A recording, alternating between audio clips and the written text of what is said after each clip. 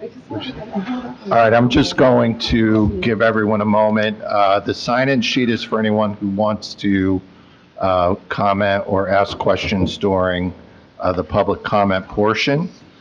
So we will go in the order in which you sign up to make comments. We're going to do, what do we, Allison? 4 and 2. We're going to do 4 minutes for first comment. So try to contain your comments. I'm giving you 3. But for public comment, 4 minutes for first comment. We're going to do 2 minutes on a second opportunity to speak if you have more to say after you've talked for 4 minutes.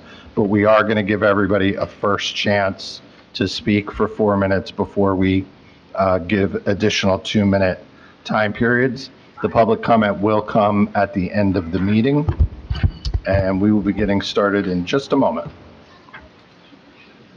My emails, 9:16. Why ain't they coming in? That's weird. Update.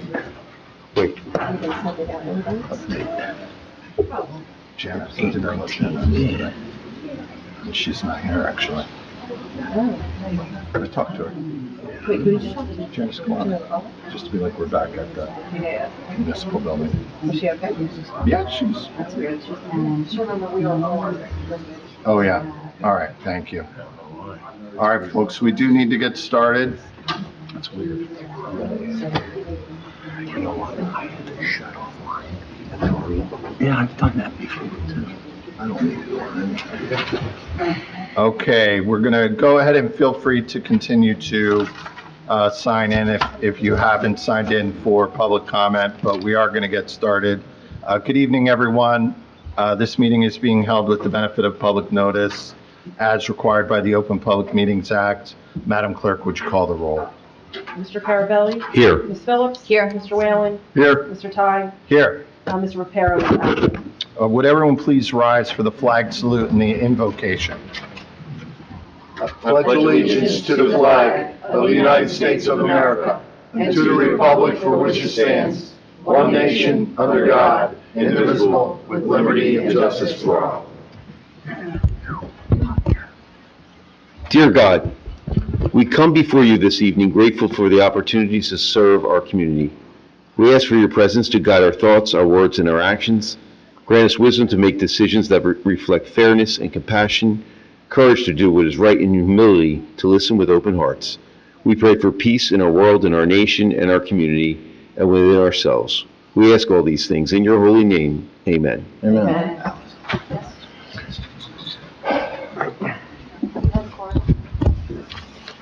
Okay, so next we are going to move on to the minutes. For your consideration, we have the minutes of August 19th, 2025, regular meeting minutes. Council President, I'll make a motion to approve the minutes of August 19th. I'll second. On the motion, Mr. Carabelli? Yes. Ms. Phillips? Yes. Mr. Whalen? Yes. Mr. Ty? Yes. Next for your consideration. Oh, hold on. Oh, sorry. So I'm going to call up Joseph Schramm. He is here with a Hamilton business owner, David Nicholas. Mr. Schramm, I'm going to go ahead and give you 3 minutes. Thank you very much for being efficient with your time. My name is Joseph Schramm. I'm here with Mr. David Nicholas. He is the owner of, right now, termed Prolific Dispensary. He's also Is that mic on? It's picking up on the system. Speak up. He's also the owner of Prolific Grow House LLC. It's a licensed cannabis cultivation and manufacturing facility. It's been successfully operating in Mount Holly, New Jersey for 2 years. Mr. Nicholas and Prolific Grow House obtained a final recommendation from CRC for Class 5 conditional license that expires in April. And the reason we're here is Mr. Nicholas has submitted an application to Mr. Dumont in July seeking to operate a dispensary at 691 Route 130, Unit 4 in Hamilton. That's in the shopping center at 130 and Clockner Road near the Wawa there. There's really been very limited action. His license, again, expires in April. The word that he's received from Planning Board is that he needs action from the council. I'm really here to understand why is the application stalled, and he's heard nothing about it. Thanks to some helpful guidance from individuals on the council and the township attorney before him, we understand perhaps the procedure is that you need before this council would issue a letter of recommendation or permit, you need a letter of recommendation from Mr. Dumont and Mayor Martin. So the application details Mr. Nicholas's ties and commitments to this community, as well as those of Prolific Grow House. This would be, we'd note, a social equity and micro business dispensary. It's class 5. So again, really, it's been stalled, and we perhaps were under the misimpression that the application was stalled here, whereas it appears that really nobody is aware of the application. So that is the reason we were here today, is to really understand what questions, what can we provide, and what is needed from Prolific Grow House or Mr. Nicholas. So we don't have any information. You are correct. We don't have any information on your business or your application. I put you at the top because you're paying your attorney to be here, so I did put you at the top, just so we could hear your concerns and take them under advisement. We really don't have any information to provide to you because this is the first time any of us have become aware of the existence of your business. It does start with our planning department, with our economic development department, and then we do get a recommendation based on vetting by the mayor's team and the economic development team on issuing letters of support for businesses. We have been, I'd say, generous with our issuing of letters of support, and we're certainly supportive of growing businesses. There's economic opportunity in Hamilton, so we appreciate your efforts to open a business here, but we don't have any information for you at this time. We're here to listen to your concerns and take them under advisement. If it'd be helpful or useful, I do have copies of the application that was submitted, copies of the letter from the zoning official saying that is a permitted use in that area. I was just going to say, are those documents that you have submitted to the township? Yes. So they're available to us. I mean, you're making us aware, so we'll be able to Copies I submitted. So I was only one. speak into the mic, if you don't mind. There was only one copy. Would you identify yourself? Hello. Hello, everyone. My name is David Nicholas. I'm CEO of Prolific Grow House and also CEO of Prolific Dispensary. As I was mentioning, I have submitted a copy to Fred Dumont back in July. I had this lease signed since February. Been trying to get in front of this board since February. I was instructed by Mayor Martin after my first meeting with him to wait till July till I have my keys in hand to get in front of this board. July came. This meeting has never happened. I've been reaching out day after day, week after week. I don't get a response back from anyone from the township. My money right now and my company is at stake right now. I'm not sure if anyone knows, no one knows anything about me, but I'm only 27 years old. I've been in this business for 2 years. I started from nothing, right from this city, and I made something of myself. I want to come back here. I just parked my car outside. You should see how much of the community came up to my vehicle. They all know me here. My reputation is great here. I want to do business here and, succeed with this township, but having no communication won't help anyone. It's just going to burn the money in my pockets, be a detriment to my company, and, not help us excel. Tell me your name again. David Nicholas, And the name of your company, David? Prolific Dispensary. We're going to look into it. I have your attorney's contact information. If you want to leave your phone number, I will. Oh, I have your contact information as well, so we'll look into it and we'll be in touch with you, okay? All right. Thank you. Thank you. Thank you very much. All right, Madam Clerk, can we move on with the consent agenda? Or Communications, Yes. excuse me. We have for your consideration joint proclamations for the month of October. First, we have the support of the 2025 Communities of Life Project, the observance of National Day of Advocacy, Imagine a Day Without Water, Waterworks, observing Breast Cancer Awareness Month, Stronger Together, Uniting Voices for Prevention and Support of National Red Ribbon Week, Life is a Puzzle, Solve It Drug Free, observance of Blindness Awareness Month, Uniting for a Glaucoma-Free World, observance of Bicycle and Pedestrian Safety Month, and finally, the observance of National First Responders Day. Do I have a motion? I'll make a motion on the communications C1. I'll second it. On the motion, Mr. Carabelli? Yes. Mrs. Phillips? Yes. Mr. Whalen? Yes. And Mr. Ty. Yes. Next for your consideration, we have consent agenda items CA1 through CA15. So among the items, we have more grant money. The township continues to do a good job of identifying opportunities to maximize taxpayer dollars through the acquisition of grants. We, at this point, have received several $million in grant money, so the trend continues tonight. Any questions or comments? Yeah, I'll make a few comments. I just wanted to commend the administration. We have obviously the labor agreement with CWA, which is 25-414, and that's a 4-year contract with that union. That's good news.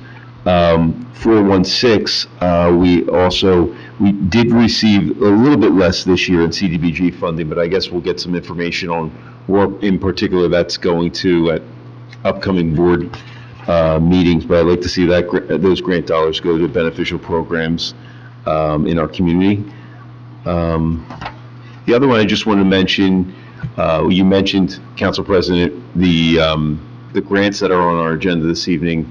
We are rejecting 2 grant writers that had submitted through an RFP process because it was a little higher than the estimated amount. But that doesn't mean we're going to still have potentially for upcoming meetings information with potentially could still maintain the grant writer or a grant writer that we have to consider moving forward. So that entity may, we still are strongly considering having a grant writer as an option. We actually do have, my understanding, and correct me if I'm wrong, is that we do have the current grant writer.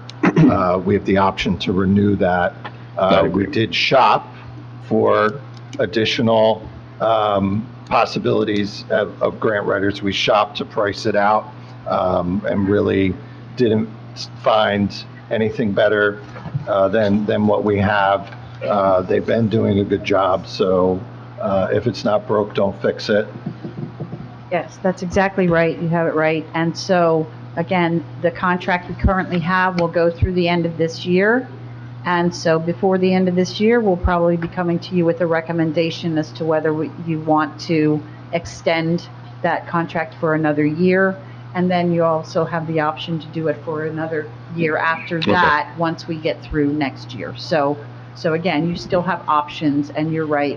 We tried to go out to see what else is out there when we have this kind of in-between option that we could go with somebody else or we could renew it. And it just wasn't any additional savings, right, for the township. So we wanted to make sure that, we're doing our due diligence on that for you all.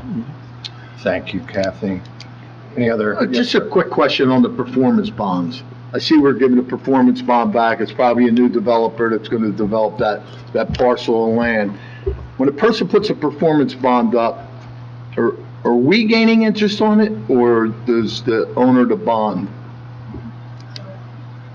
You're testing my old CFO skills here, councilperson, but I don't know the answer to that. I know that some escrows is a split in the interest. Okay. So some of it goes back to the developer and some of it stays with the township for processing all of that. Sure. But I'm not sure specifically for performance bonds. And so I've tried to text our CFO that very question and see if she answers that. Yeah, just food for thought. I Right. just was wondering. But in many instances with all the escrows, because it's not just performance bonds, right? There is other escrows that we hold for these developers as well. But we're not supposed to benefit from that, right? We're required to give at least a certain amount of interest to them for the holdings that we have, that we're just holding for them. Right. I wish the law had such concern for benefit for our taxpayers that they do for the developers, but the law is the law and we have to follow it. Yep. Any other questions or comments regarding the agenda, the consent agenda items? Any members of the public wishing to comment on any of the consent agenda items? Remember, we're not up to public comment yet, so we're strictly talking about these 15 items. Seeing no members of the public wishing to comment? Yeah, Council President, I'd like to close the public portion and move consent agenda items CA1 through CA15. I'll second that. Madam Clerk? On the motion, Mr. Carabelli? Yes. Ms. Phillips? Yes. Mr. Whalen? Yes. Mr. Todd? Yes. Passes 4-0. And that brings us to public comment. And we have a lot of folks who were signing up.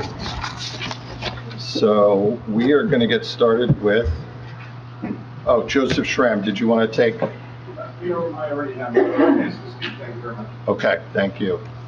Next up is Mikey Ricca.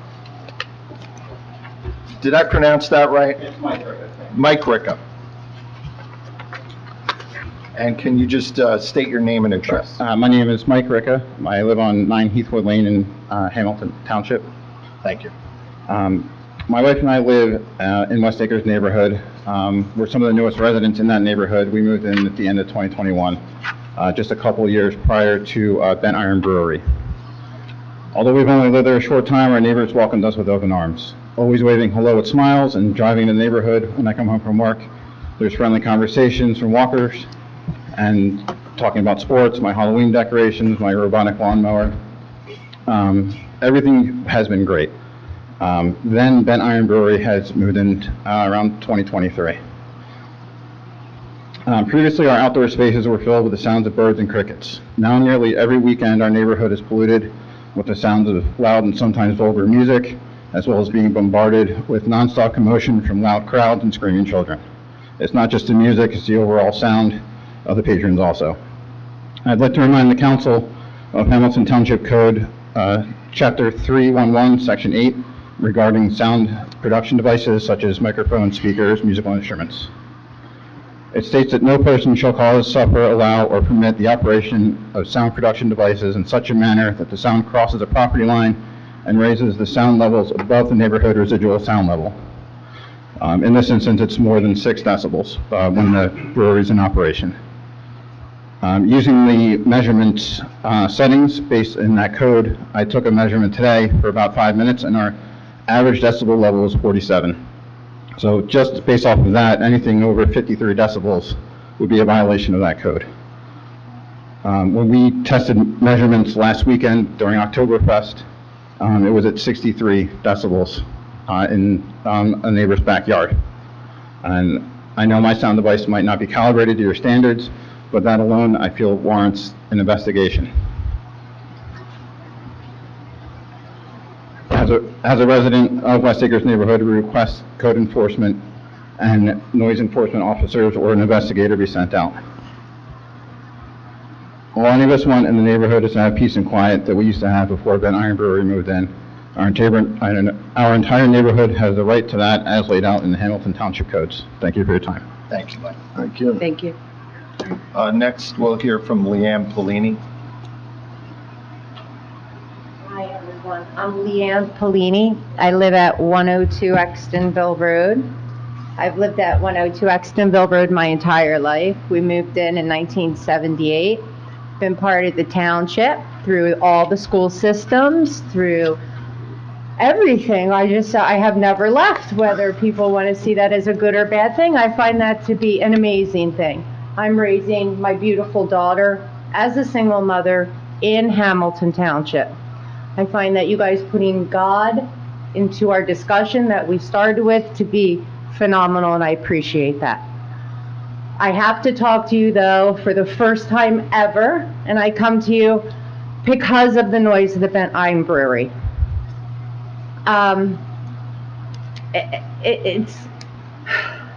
It's not manageable anymore. It's getting to the point I've had 11, my whole neighborhood doesn't need to know this. I've had 11 surgeries on my abdomen since 2023.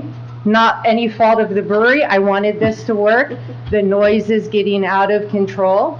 We were met with, yes, they believe that they have done everything they're supposed to as far as their end of it. But as a resident at this point, and being every day, it seems like more music, decibels get louder, people get more crude, and people scream and saying things at me through my fence, okay? I am right there, as well as my other neighbors that I've known for a long time. I have elderly parents that have paid property taxes on that property since 1978 that still live in that house that I care for as well. It's something, you know, going to talk to the Ben Iron Brewery face to face, asking nicely, leaving the cops out of it, talking like how I can talk to my neighbors, never works. Calling, nobody answers the phone, nobody returns the phone call. I was given a business card by an attorney one day, call anytime. I'm not comfortable doing that, so I would prefer to call the business, okay? I'm personally, I can speak for myself, I don't want them out of business, but this fence they're going to tell you about is chicken wire. I've had horses shown all over the country my whole life, okay? It's chicken wire, it's not a fence. We have some trees, but it's not enough. We have music pointing to our yards. We have people screaming profanities. We have some neighbors that found children that don't belong to them. When you read the reviews, let the reviews speak for themselves.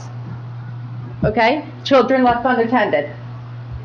Okay? We're not going to talk about service animals not being allowed, but children not being attended. The noise levels. Things like that. This is not what Hamilton Township ever was about. The owners don't even reside in our township. Okay? If this is so wonderful, and we're giving it a shot, put it in Chesterfield where they live. That's what we asked in the beginning.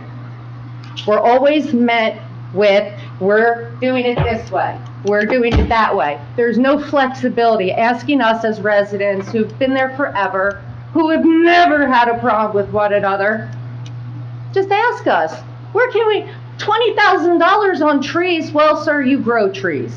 So I don't know where the math came from, but okay, we need something more. My daughter should not be cursing and hearing things she hears. Okay, that's all I have to say. Thank you so much for listening. I'm sorry, I'm like nervous. I never do this. No, thank you, nice job. Thank you so much, everyone. Be careful. Thank you. Thank you. Next up is David Maldonado.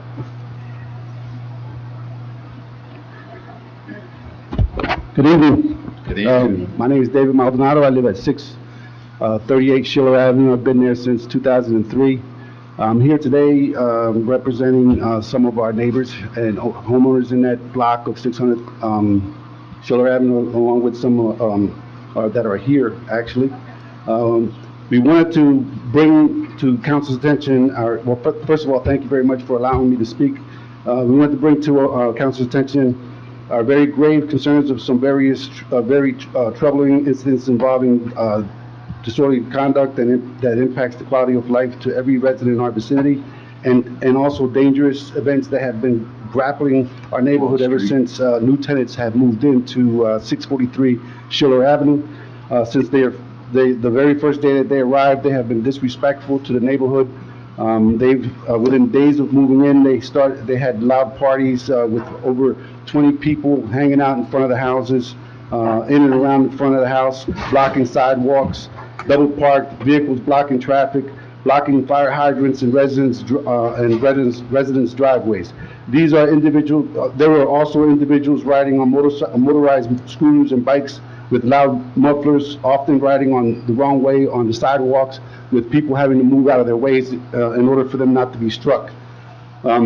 This disorderly conduct has occurred on numerous occasions and days, and continue sometimes up to like 5 o'clock in the morning, including young children that should not be out at during those late hours. Several residents have called police already and reported these incidents. In addition, we have witnessed a police raid at that location. Also, the U.S. Marshals surrounded this premise on one occasion and removed at least one individual from that location as well. Furthermore, the incident that really has drawn the most concern to all the residents in our neighborhood, in our block, was an incident that occurred around 11 p.m. on one evening, where I personally observed several individuals, approximately 6 to 8 individuals on motorized scooters and bikes, descend on our neighborhood and began pointing at several locations, different homes in our block. I could hear them saying, "Which house is it? Which house is it?" before zeroing in on 643 Schiller Avenue. These individuals then surrounded that location, and some of them went around to the back of the house, some of them stayed out and posted in front of the house. Moments later, you could hear two gunshots that came from behind the house or the side of the house. At this point, the individuals that were on the motorcycles in front of the house, they all hastily drove away down driving down the wrong way on Schiller Avenue. And then I observed another individual on a moped come out from behind the house and hastily took off down the wrong way on Schiller Avenue as well. Then I saw an individual on foot running out in front of the house, stopped in the middle of the street in front of 643 Schiller Avenue, turned around, pointed a handgun at the house, and recklessly started shooting into the house.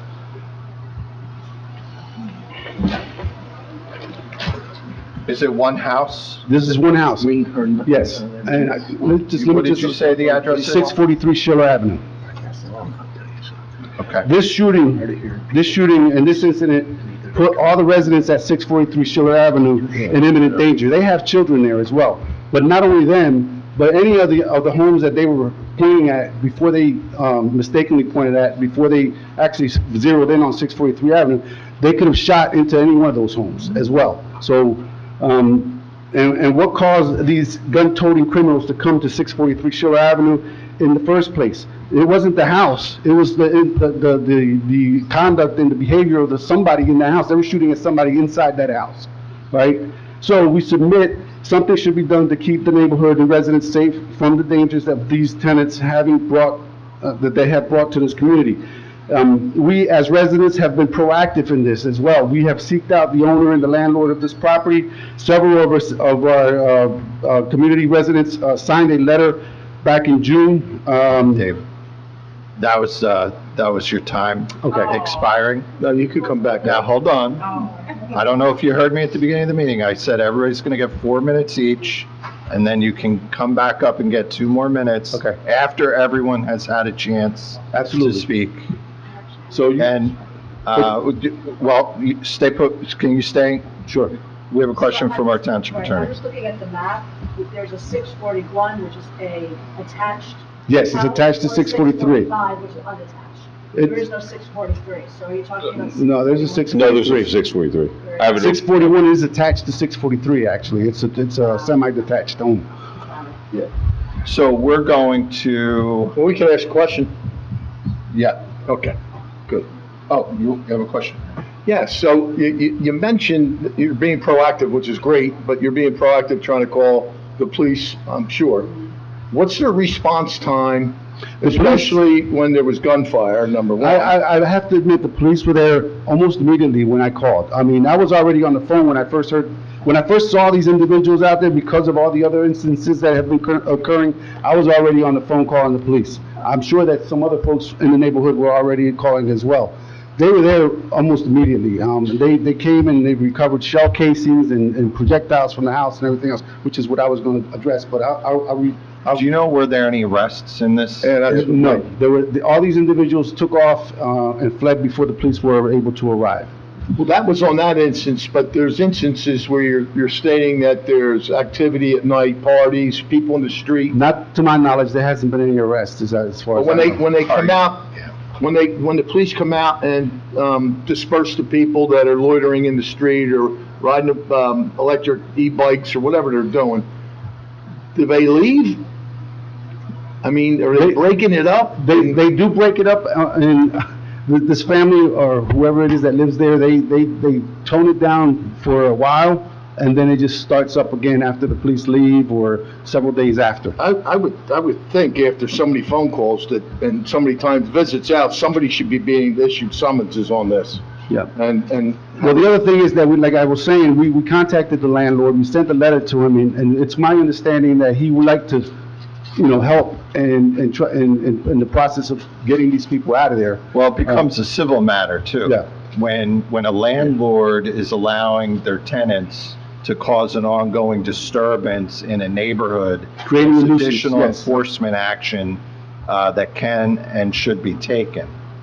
So we're gonna see. It sounds like there's been some other targeted activity there too, because you said that there's, right, that police did a raid on that property. Yeah, there was at the some US point. Marshals came one time, there was a police raid there too, I'm not sure. if it All was- right, so we have to check into this. We'll check with our PD and see what sort of targeted enforcement that they're doing Yeah. there or what they have. But we can also check with Mr. Dumont, Director Dumont too, because they will have to be registered, right, as a landlord.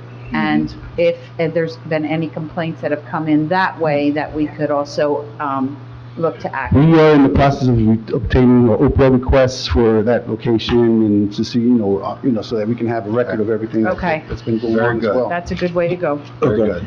So we were just asking for any advice or help that legally can be done with the council in case the landlord doesn't follow through with his, things to, Yeah. to try to get these people out of there. Yes, and So let's get you their are gonna. contact information. Yep. If you're gonna be the spokesperson, let's Yeah, get that we- and we can work Can you with give it. Allison your Absolutely. contact information? And I Right. see other folks from your neighborhood are going to come up and add additional information, and we welcome everyone to get up and, state your concerns. But with this is going to be addressed. We're going to work. Here's people. Well, you're welcome They to. can't even have quality like there because. Fair enough, fair enough. Yeah, I saw everyone, well, hold on, ma'am, we have a sign-in sheet. I will get to you, but we're gonna go in order, and then, I'll make sure you get a chance. So Angela, if you're going to yield back your time, then I will, move on to Dennis. So Dennis Cash. Would you state your name and address for us? Can you hear me? All right. Yes. Dennis Conk, 607 Shore Avenue. I've spoken with some of the members before through email in regards to the American Legion. That was an issue. I know you guys tried to do your best with that. There's a lot of proactive members in that community, myself being one. And I went right to the top for the American Legion. And then the biggest thing was there were frisking members going into patrons going into for an affair. And then a fight broke out. There was like 50 people on the street fighting, and somebody had a gun. That was 2 years ago. We got the place shut down. It's been shut down since then. Neighborhoods, but the grass grows. I'm on the American Legion state saying, I'm going to call the township. In regards to this, I'm going to add a little twist. So that same night, 11:30, in my bedroom in front of the house, I hear 8 shots. Look out, and there's 4 motorcycles going down the street. Review the surveillance on the front of my house, and you can see the flash of the gunfire. So I'm in the military, 25 years, still active in the military. So I want to put a little twist to this. I deployed. I got to deal with that kind of stuff, like somewhere else. I don't want to deal with it in my neighborhood. Yeah. So, sorry about that, but if I can't sleep at night and worrying about that, we need your help. So, I have kids, my house, with the kids, 5 generations, my great-grandparents own the house. Like I said, sorry, like, being in the military, being around, like, gunshots, stuff like that, like, I still do my job, but, like, I can't live in a place where there's people shooting up a house. And, there's been, history of this, just like with the American Legion, but it's the neighbors are constantly fighting. And the neighborhood's going down. It's really going down. Add another little twist, 332 Lafayette, that's my rental property. I am a landlord, multifamily rental property over there. I took it from the dumps to a very reputable rental property over there. So I know, as a landlord, you cannot, as you had said, you cannot And the township cannot allow this landlord who lives in Belmead, New Jersey, to continue to allow this to go on. He can remove the rental license, and at that point, tell the tenants they gotta get out. So, we need your help. Again, sorry, I can't live in a place with gunfire. And in Hamilton Township, there shouldn't be gunfire. You're like, Anywhere. I've had to experience that deployed, and I don't want to experience it in my neighborhood. David, thank you for your service. Yeah. Thank you. Thank you for your service, Dave. And you are right, and you do have our attention, and you do have our support. Councilman Carabelli? Yeah, I just wanted to, Dennis, I just wanted to ask a quick question. Thank you for your service, number one, but the second thing I wanted to ask you was the gunshot during the middle of the night, is it related to it has to be related to 643, or was it something at the American Legion? Oh, no, I just, sorry, I was just trying to be very brief because I know the 4 minutes. So I'm here for 643, 643 Shore Avenue. Okay, I just want to make sure. Just piggyback everything on Dave. Okay. I started All off right. because we've had a little history. I emailed you guys. Yes. Ms. Phillips, yourself. Yes. We had talked, and then just to segue into that Schiller Avenue is going down. And if it wasn't for myself, Helen Sharpley, whose ex-husband is a firefighter now, we're constantly, Oprah requests, calling the township, calling the housing department, calling. And as people say, why do you care so much? And it's pretty sad that people say that, because that's where I live. Who's saying that? Just general people, because people say, oh, you worry too much. Okay. But nobody from the township. Okay. But that's where I live. I have pride where I live. So. Thank you. One more question, Dennis. How often are these disturbances happening? 643 Yeah. has been a circus. So with regularity, every week? Yeah. Every few days? There's a lull sometimes for a week or so. We're not gonna schedule that. All Bedlam. Oh, yeah, you guys can only talk when you're at the microphone. Yeah, it's all the time. It's all the Okay. time. It's all the Okay. time.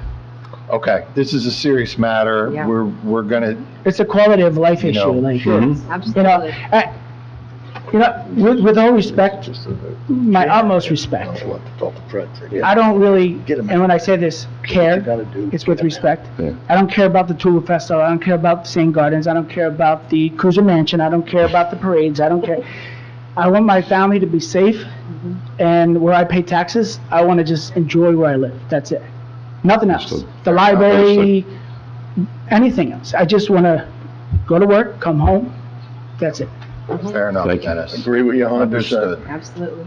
Okay, let's see. Peter? You're good. Thank you, Peter. Rick Tamagno?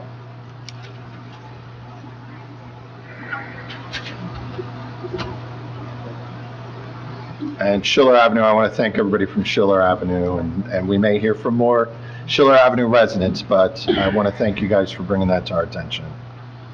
Good evening, council. My name is Rick Tamagno. I live at 37 East Acres Drive. We Thank spoke you, with you at the last council meeting. I'm here also to talk about the Bent Iron Brewery. Some information, the group of homeowners that are concerned about the noise violations, we've been looking at other avenues as well as, going through the township, looking to see, there was information that I shared last time about the Mercer County Agricultural Development Board. There was this resolution, had a lot of things that were, didn't list decibel levels, but it listed statements about, what was being agreed to as part of that process. A couple of the things, so we spoke last night in Ewing. They had a, public comment period at their meeting. Everyone. Did you say in Ewing? In Ewing, yeah. I think. Mercer County. I'm sorry, the Mercer County. Step behind for a minute, thank you. Now I got it. Everyone was there to do some public testimony. They said it was not, a formal event. It was just a chance to publicly speak. A group of neighbors came there. We spoke very passionately about the way that these things were affecting us, people getting up there and talking about they've been there for 40 years, the angst that is causing them, stress on their lives, the loss of, their own personal space and the ability to use that. The owners were also there in attendance, and when they came up afterwards, they have the right to speak at this thing too, but it was a situation where, as opposed to coming up and talking about, hey, this is the first that we're hearing about this. This is, we want to be more neighborly. It was more, don't believe your lying ears. It was, there's a lot of people that support us. There's a lot of people that do this. This is the things that we've done. This is and instead of, it just felt very, again, it was their right to do that. This is their business and they have that, but it was very telling in the way that we're going to be, if they're not dealt with through the means of Mercer County or this township, it's not going to happen on their own. We have the feeling right now is that they do not care about our concerns whatsoever. And until we see otherwise, that's the evidence in front of us right now. So since the last meeting, we've had a meeting with Fred Dumont. I'm not going to get into all the specifics of that, but we were told that they were going to go out there and do some things, some monitoring. Everything that's happened so far from the township's perspective to at least we don't really feel supported yet. I know that you said, give us some time, let's see what happens. A day after the meeting that we had with them, I walked my dogs. They had an event on the Friday night, a public, live music event. Walked the dogs to a road that's about a half mile down on East Acres Drive. I could still hear the lyrics and the music and the bass clearly a half mile away on the property. I can, I don't know the name of the road right now, but I can show you if you need to find out later on. In my yard, I'm directly next to them. I hear every sound. Where we used to hear crickets, we don't hear anything except for a carnival.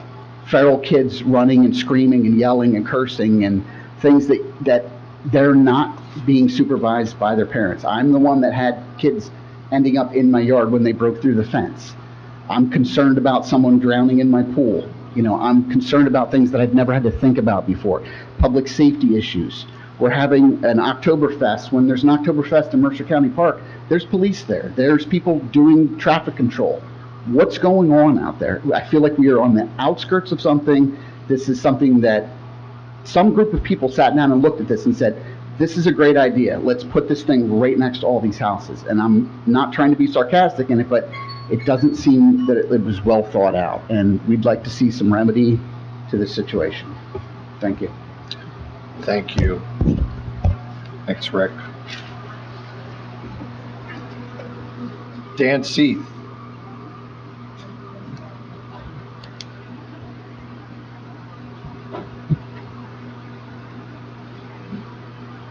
Good evening, everyone. Thank you for talking to us. My name is Dan Seath, 5 Old Post Lane. I was here at the last council meeting. You know my plight. I think there's a theme here tonight. It seems to be quality of life, where we live, where we pay our taxes. And this is an issue. Now, I'm a small business owner, and I feel weird coming here and attacking a small business. They're operating within their rights. They're doing what they're supposed to. And from what I'm told, and from what I've even experienced, they reach out to us enough with it's above and beyond what they have to do. Now, from what I've been told, this was granted by the county and it's regulated by the township. So if you have a neighborhood of upset, citizens here that has a problem with how they're operating, I think that falls into why are they allowed to operate this way? They're not doing anything wrong, but that's the issue.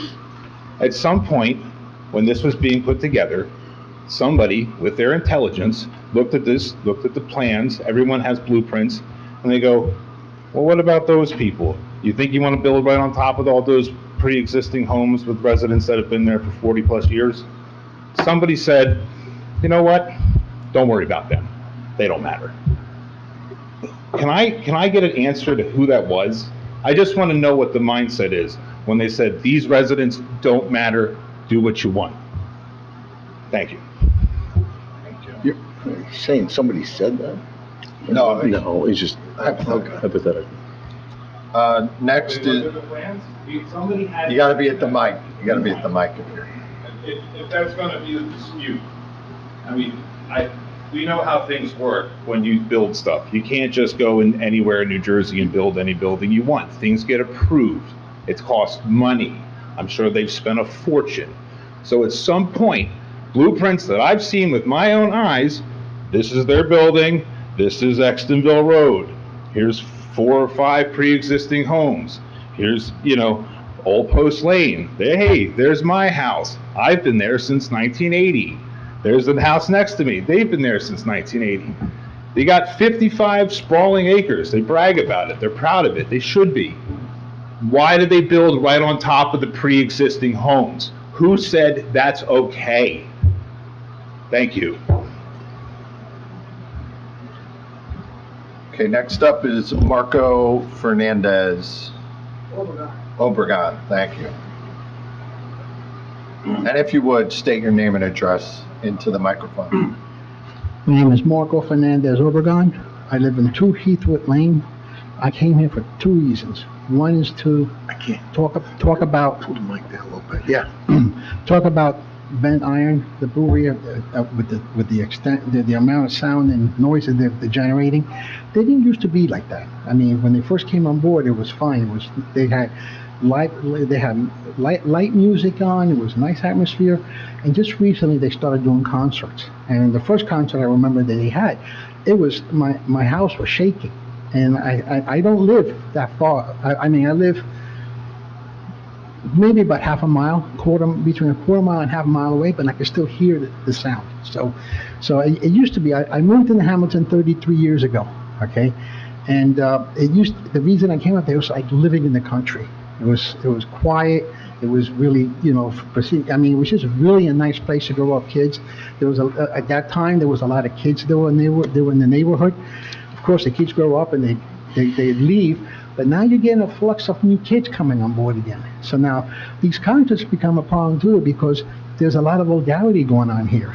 And now these parents buy these tickets for these concerts, and they bring their kids into this concert. They make a choice of them coming and put their kids into this environment. We have no choice as a neighborhood people come in here, and that's not right. The other thing is the security in terms of, I remember within the first couple of months or so that there was an incident where I was coming home one night and a car just ran right through a stop sign and stopped by on Extonville Road and Old York, and he rammed the pole. Probably had too much to drink. So the other thing is every time I go by there when they're open, I'm curious to find out if I have to look out for some drunken guy coming out of the brewery. So that's another issue. That's why you have the police involved in coming around and taking care of that as well. So they have just gotten louder and louder over the years until now. And I have nothing against the brewery. I actually have gone there a couple of times and it's really nice. But when they put it outside, they don't have the setup for us to not control the sound. I mean, you hear it all the way down to my neighborhood. And then, like I said, I'm not directly involved with the sound. Like some of my neighbors live literally right there. So that's one thing. The other thing is I always think of our neighborhood as the forgotten neighborhood. We're the last people to get plowed every winter, and our roads are terrible. I mean, I have a corner property, 2 Heathwood Lane, and I have probably about over 600 linear feet that I have to basically clear out from the weeding on the wedge, because the secondary layer of asphalt is actually peeling off, and it's the condition of that whole neighborhood. Now, we met with Fred Dumont on the 18th of September to discuss the brewery, and at that point I contacted the one woman who was there, G. Laird, and I have brought pictures of the condition of the roads in Hamilton, and she told me to send them to me, and I emailed her back then the same day to show what's going on there, and it's horrific. You walk, when you ride those roadways, every 20 feet there's a kapump, and there's weeds growing all over the place on top of it. We shouldn't have to weed whack our curbs. That should not be our jobs. And I remember at one point that the Hamilton Township used to come in and do the sweeper and sweep the roads and clean them up. The only time I see them do that is when they pick up shrubs and stuff from the area. They should do it like on a regular basis. They don't do that. Like I said, sometimes I feel like we're the lost, because we were really at the end of the tip of Mercer. So we're still Hamilton Township. I remember when I worked for the Board of Education as a facility director, they were happy that I lived in Hamilton. I literally lived within a block. But in any event, I just wanted to bring those issues up to your attention. Thank you. Thank you, sir. Thank you. I just want to make one comment. Yes. Mr. Fernandez, I know that our Councilman Papero did pay a visit to the neighborhood following that meeting. Kathy, do we know what the scoring is on some of those roads, and if we're taking some attention, want to address? Don't, but we can check potentially that out if I get the list of roads that you say have issues, and I have no problem with going out there myself, but No, we actually have a report that scores all of the roads in the township. I got to say also that in the 33 years I've been there hasn't been a single road that has been fixed or repaired. I did complain 2 years ago about the condition of my apron. I had replaced my apron and my concrete driveway as well. And it was actually peeling off. The layer was peeling off, and the response from the township was they came back and they gave me a cold patch. That was their solution. That cold patch is 2 years ago, and now it's starting to come out again. So I don't know But aside from that, we do have a road replacement and repair program, and we've had, I can't remember what year we did it, but it was somewhere around 22 or maybe. What was the new equipment? Oh, we did the, The assessment with the new equipment. You did some curbs and No, I'm talking about the aprons on sidewalks. assessment of the roads, and each have been assigned a score, and we use that score. We take the worst scores and we do those. We set our schedule for either reconstruction or repair of the roads based on their evaluation, their condition. So when I get a list of roads, I can Right. check the score and see where recently they just are did- in yeah. relation to all the roads in the township. But you recently did all of Broad Street, and in some areas of that road was in a lot better condition than ours. So, I'm curious to find out who evaluates and who does these evaluations and sets a score limit to what a roadway is. So I do think part of it is how heavily traveled the road is. There are a Yes. lot of factors that go into that. There are a lot of roads that we do pave every year, and it may be that some of the roads that you're talking about, we're going to check, but sometimes they're on the list, but it still takes us a while to get to them because we put them on the Well, list. I know how projects work out. Believe me, I understand. You did say, and I that's true. did that, so. Mr. Fernandez, I appreciate your input. I wanted to ask you one more question, if you Sure. don't mind. How often are these sound disturbances taking place? Actually, every week. It's at least a week. Once a week? At usually Saturday or depending on the schedule. And initially they were supposed to have 26 events, and they used to be open like Thursday, Friday, and Saturday and Sunday. Now I've seen them that sometimes they have special events on Mondays, then on Wednesdays, and then the concerts are usually like in the evening or late evening well, they close at 9 o'clock every night, which is nice in that respect. I feel for the neighbors who live literally right next to them. At one point, I remember that all the lights, they have string lights around the perimeter, and I'm coming home late at night at 10 o'clock, and it's all bright. I would hate to see those lights behind my house turned on at that point as well. So I mean, I'm not complaining about it because I don't see that, but somebody's got to be, angry about what's going on over there. And a lot of my neighbors are very angry, especially the ones that are right there that hear it. I mean, they say they put trees down, but trees is not going to keep down sound. They need to do something it's more. not soundproof. And I know a lot of breweries that basically they have their events indoors, not outside. So if they have to build something for their acoustics, then that's what they have to do. But that's why we're here. We had a meeting yesterday in Mercer County, and we also went with Fred Bloom on earlier about this.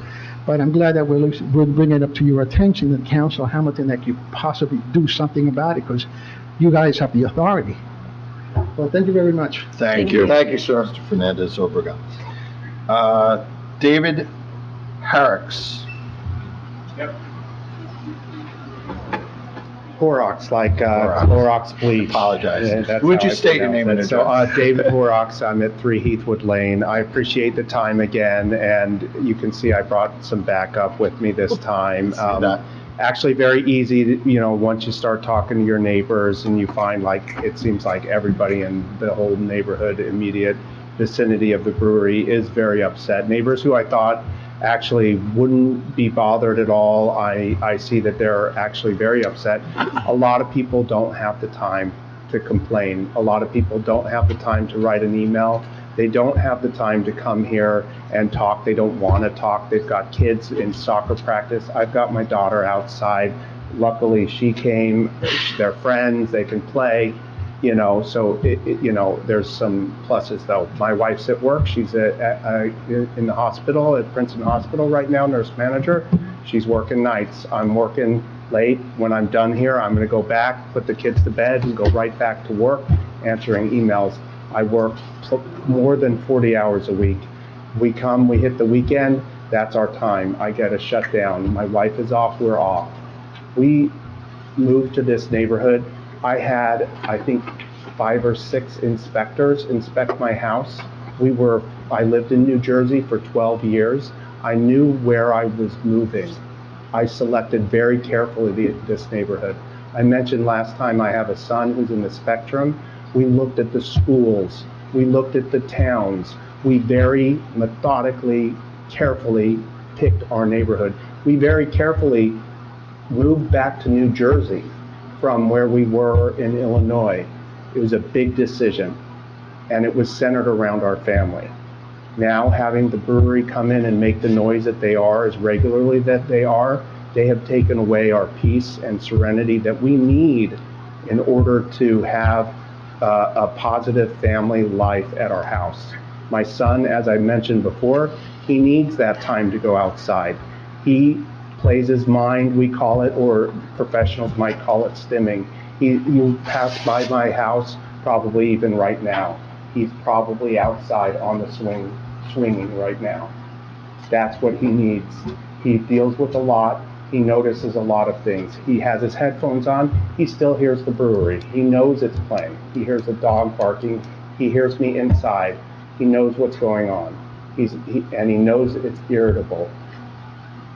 When they're playing their music loud, like they did in September, as I mentioned before, we had to vacate our property because he was getting upset. The dog was upset. The adults are upset. It was insanely too loud. I came here, stated my case. It was mentioned that there'd be some sort of a meeting, maybe some mediation. I understand that there was a meeting. I wasn't included in it. I was traveling that day, but didn't even know it was happening. So from my perspective, I didn't see a lot of follow-up. Sorry, the meeting was when? 18th of September. Yes. I don't have the exact, I wasn't included, so. Okay. It was very last minute, so it was not that inclusive, and I think a couple neighbors scrambled to get the head count that they did have, and it was fairly represented. But in any case, when the owners are approached and asked, to adjust what things are happening, we get statements like, well, we could be open 7 days a week, and we could have noise and concerts 7 days a week. Well, yeah, they could make our lives a living hell, and we can have more neighbors up here and more complaining, and that doesn't seem right at all. It probably was a mistake to have the brewery so close to the house. But probably, in a way, if you look at it from a macro perspective, you've got preserved farmland there, and there's benefits that go along with that. You're operating a bar on that preserved farmland. I mean, it's a little ridiculous to begin with. So if you're a farm brewery and you're going to make it a farm brewery, make it a farm brewery. Grow your grain, grow your wheat, do farming things. Just because you say you're a farmer doesn't mean you are. David, you're out of time. Just to be clear, how often are the sound disturbances? I wasn't 100%. Yeah. Well, it seems to be more seasonal. So right now, when the weather cools down and you want to enjoy your outdoors more, they also want to have more outdoor concerts. So it changes in frequency, but I've called the police, and I have all the Hamilton police calls on my phone, and I only call when I hear it in my house and I can't get away from it. Then I call the police, and I have times when I've called the police at 2 p.m. in the afternoon, and then called again later at 5, and again later at 9, because nothing happens when I call the police. And I've called the police now 9 times so far this year, and I have all the dates saved on my phone. And that's, you know, just this year. Last year I did call the police too. Okay, thank you, David. Yep. Next is David Snook. Forgive me if I mispronounced. Would you tell us your name and your address, please? My name is David Snook. I live at 28 East Acres Drive in Hamilton. I'd like this not to go into my 4 minutes, but I grew up on the corner of Park and Schiller Avenue. My mother was born in a house on 300 block of Schiller Avenue. I feel very, very, very sorry for her. It's terrible. Okay. We spoke last night up in Ewing on Parkside Avenue to the county. Let me start out by saying that they approved that plan for the farm brewery in December of 2023. We met with the owners of the brewery on March 4th of 2024. They committed to be good neighbors. They said they would have things like acoustic guitars playing for entertainment. Lovely. Okay? They opened in July of 24. They have had entertainment there periodically, increased more during the course of time. The music is amplified the majority of the time. That's the problem, amplified music. There was a guy playing a accordion for Oktoberfest all afternoon, not a problem, nothing, okay? So this is our major concern, amplified music. On September 13th, which has already been talked about before, we had G-Love and Special Sauce, okay? A nightmare, a public relations nightmare for them, okay, with the neighbors, okay? They testified that the applicant testified they had no intention to have loud music or nightclub scenarios. I'm sorry, I dispute that. All right, loud music. The house was shaking 825 feet from their property line. I did it with my golf laser. Okay, that's how far I am from the property line. All right, light background music. Light background music is not Polkadelphia that was there last Saturday. Okay, I've been married to a Polish gal for 53 years. Polka music is not light background music. Yesterday I did a little bit of research, and I found that there's a noise control ordinance for the lawyers present. It's called 79:29-1.1 in the New Jersey Administrative Code. It sets the standard for municipalities and for the state. Municipalities can change and modify that regulation on a local level, but it cannot be any more liberal than what the state dictates. I made the mistake of going to Hamilton Township in Atlantic County and looking at theirs. They've reduced their acceptable decibel limit for residential properties to 6.0. Ours is 65. Theirs is 60, excuse me. Ours is 65. So they've made it more strict. Maybe Hamilton Township should consider doing that if it upsets this many of the neighbors. Regulations, I dealt with them my whole working life, are changeable.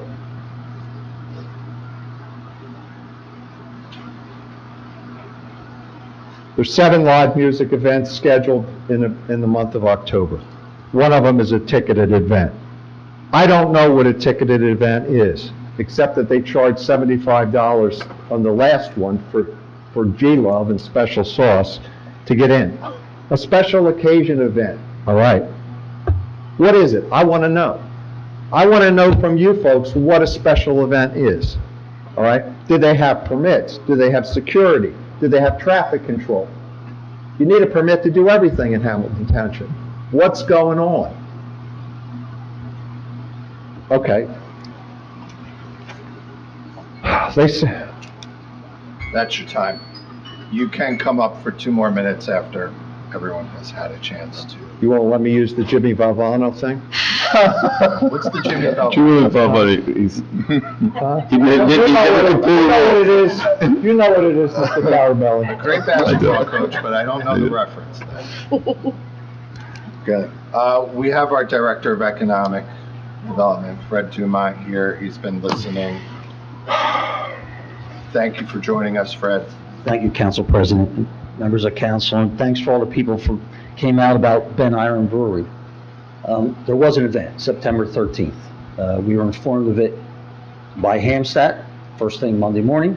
Reached out to the owner, Peter Britton, who is here tonight. I would urge you to talk to him too. Did some investigation on it. Mr. Snook, who I've known a while, reached out and we asked him to organize a meeting. And members of that residential area came in to meet with us on September 13th. I was in attendance, our zoning officer in attendance, other members of my staff, and Officer O'Hara from the police department was in attendance. And we listened, and we heard everything. Every single complaint that they said, some about the septic systems, and about, different things, we investigate. Every single event we investigate. And as Mr. Britton will tell you, he was cited for that issue on the 13th, and he admitted it was a mistake. Okay? He did that to me in our conversation. He said that he would take actions on everyone since then. Now, I've got a reputation. I don't trust, I verify. And every single event that has been conducted since then, a member of either my staff or Hamilton Police Department have been, including at the Oktoberfest, where we had concerns. Oktoberfest had concerns. A member of my staff was there. One complaint went into the police department. Police department went out that night and found it unfounded. So we have looked at every single thing. The owner will admit, whether he was duped or whatever, into a bad event on September 13th. And the problem out there is in the roads. The hair on the back of my neck went up with the roads. South Broad Street, that was paved, was a county road. Okay, Hamilton Township had no input to that. It was a county road.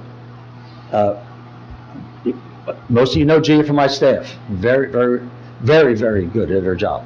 When she spoke to Mr. Fernandez, she asked for the pictures. She gave him the township engineer, who has had the road inspectors go out and inspect those roads to get back about the conditions to the engineer to see if they need to be done. If I would have known tonight this was what I brought up, I would have brought the results of that. Sorry, I don't have that. But I'm happy to have Gia reach out to Mr. Fernandez tomorrow and share with him the results of that. And one thing about me, I'm going to call it as it is, and I called it like it is in a meeting, and I'm going to say it here tonight too. You hear crickets a lot. That's what was only heard out there, crickets, at one time. And now there's a business. But that business, except for that one time, has not violated our noise ordinance. They shut down their music at 8:45. Where on weekends they're allowed to 11 o'clock. And we will continue to monitor them. You know why? Because despite what everybody says, we work for the residents of this town. When they say there's a problem, we respond. But the business has rights too. And we go by the ordinance and we cite. You've had people come in front of you saying that I was unfair in the way we treated them. Too tough on them. All right? I'm so happy somebody says tonight, we're not tough enough. Because that means I'm shooting it right down the middle. We're going to do everything we can to monitor the business. And I think you need to hear from Peter Britton. We responded once we heard the complaints. If they happened on September 13th and we met with the residents on September 18th, that's pretty goddamn good in my book. Fred, how do you, and thank you for kind of giving us that rundown. How do you enforce the noise ordinance? It's PD that enforces the noise ordinance. We're relying on our health department because they are the actual ones who have the gun. We've had them a couple times go out there for events. And the health department can measure the noise. They have a decibel. A decibel meter. You have to be a trained individual to work the gun. You have to be certified to be able to do it. You can buy a gun on Amazon, who knows if that's gonna work? So when there's a complaint about noise, it's actually someone from the health department Well, it actually lands on my desk all the time. lands on your desk, and then we have to call in If it calls for person. that, yes. If it gets to the point where it's this, this many complaints and all of that, and it can't be determined, or if it's an ongoing issue, right? They'll go out and Fred or whatever department is fielding the complaint usually reaches out to the health department so that they can schedule somebody to go out.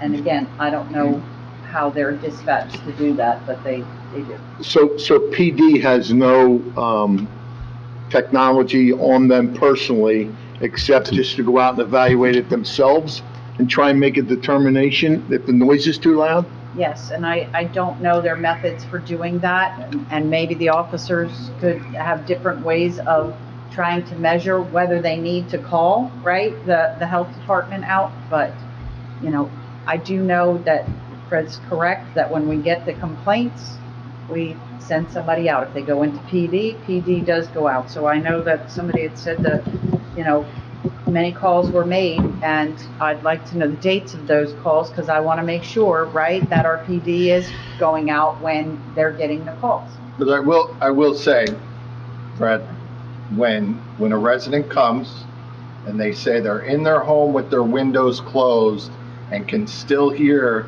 the noise creating a disturbance, they have my attention. That's a problem. And I don't know if it violates the law, but if that's not a violation of the law, then we got to think about why that's not a violation of the law. Well, Council President, I told you I had staff there on Saturday. I was there 1 o'clock. Our zoning officer there was 3 o'clock till 6 o'clock, and then police were there.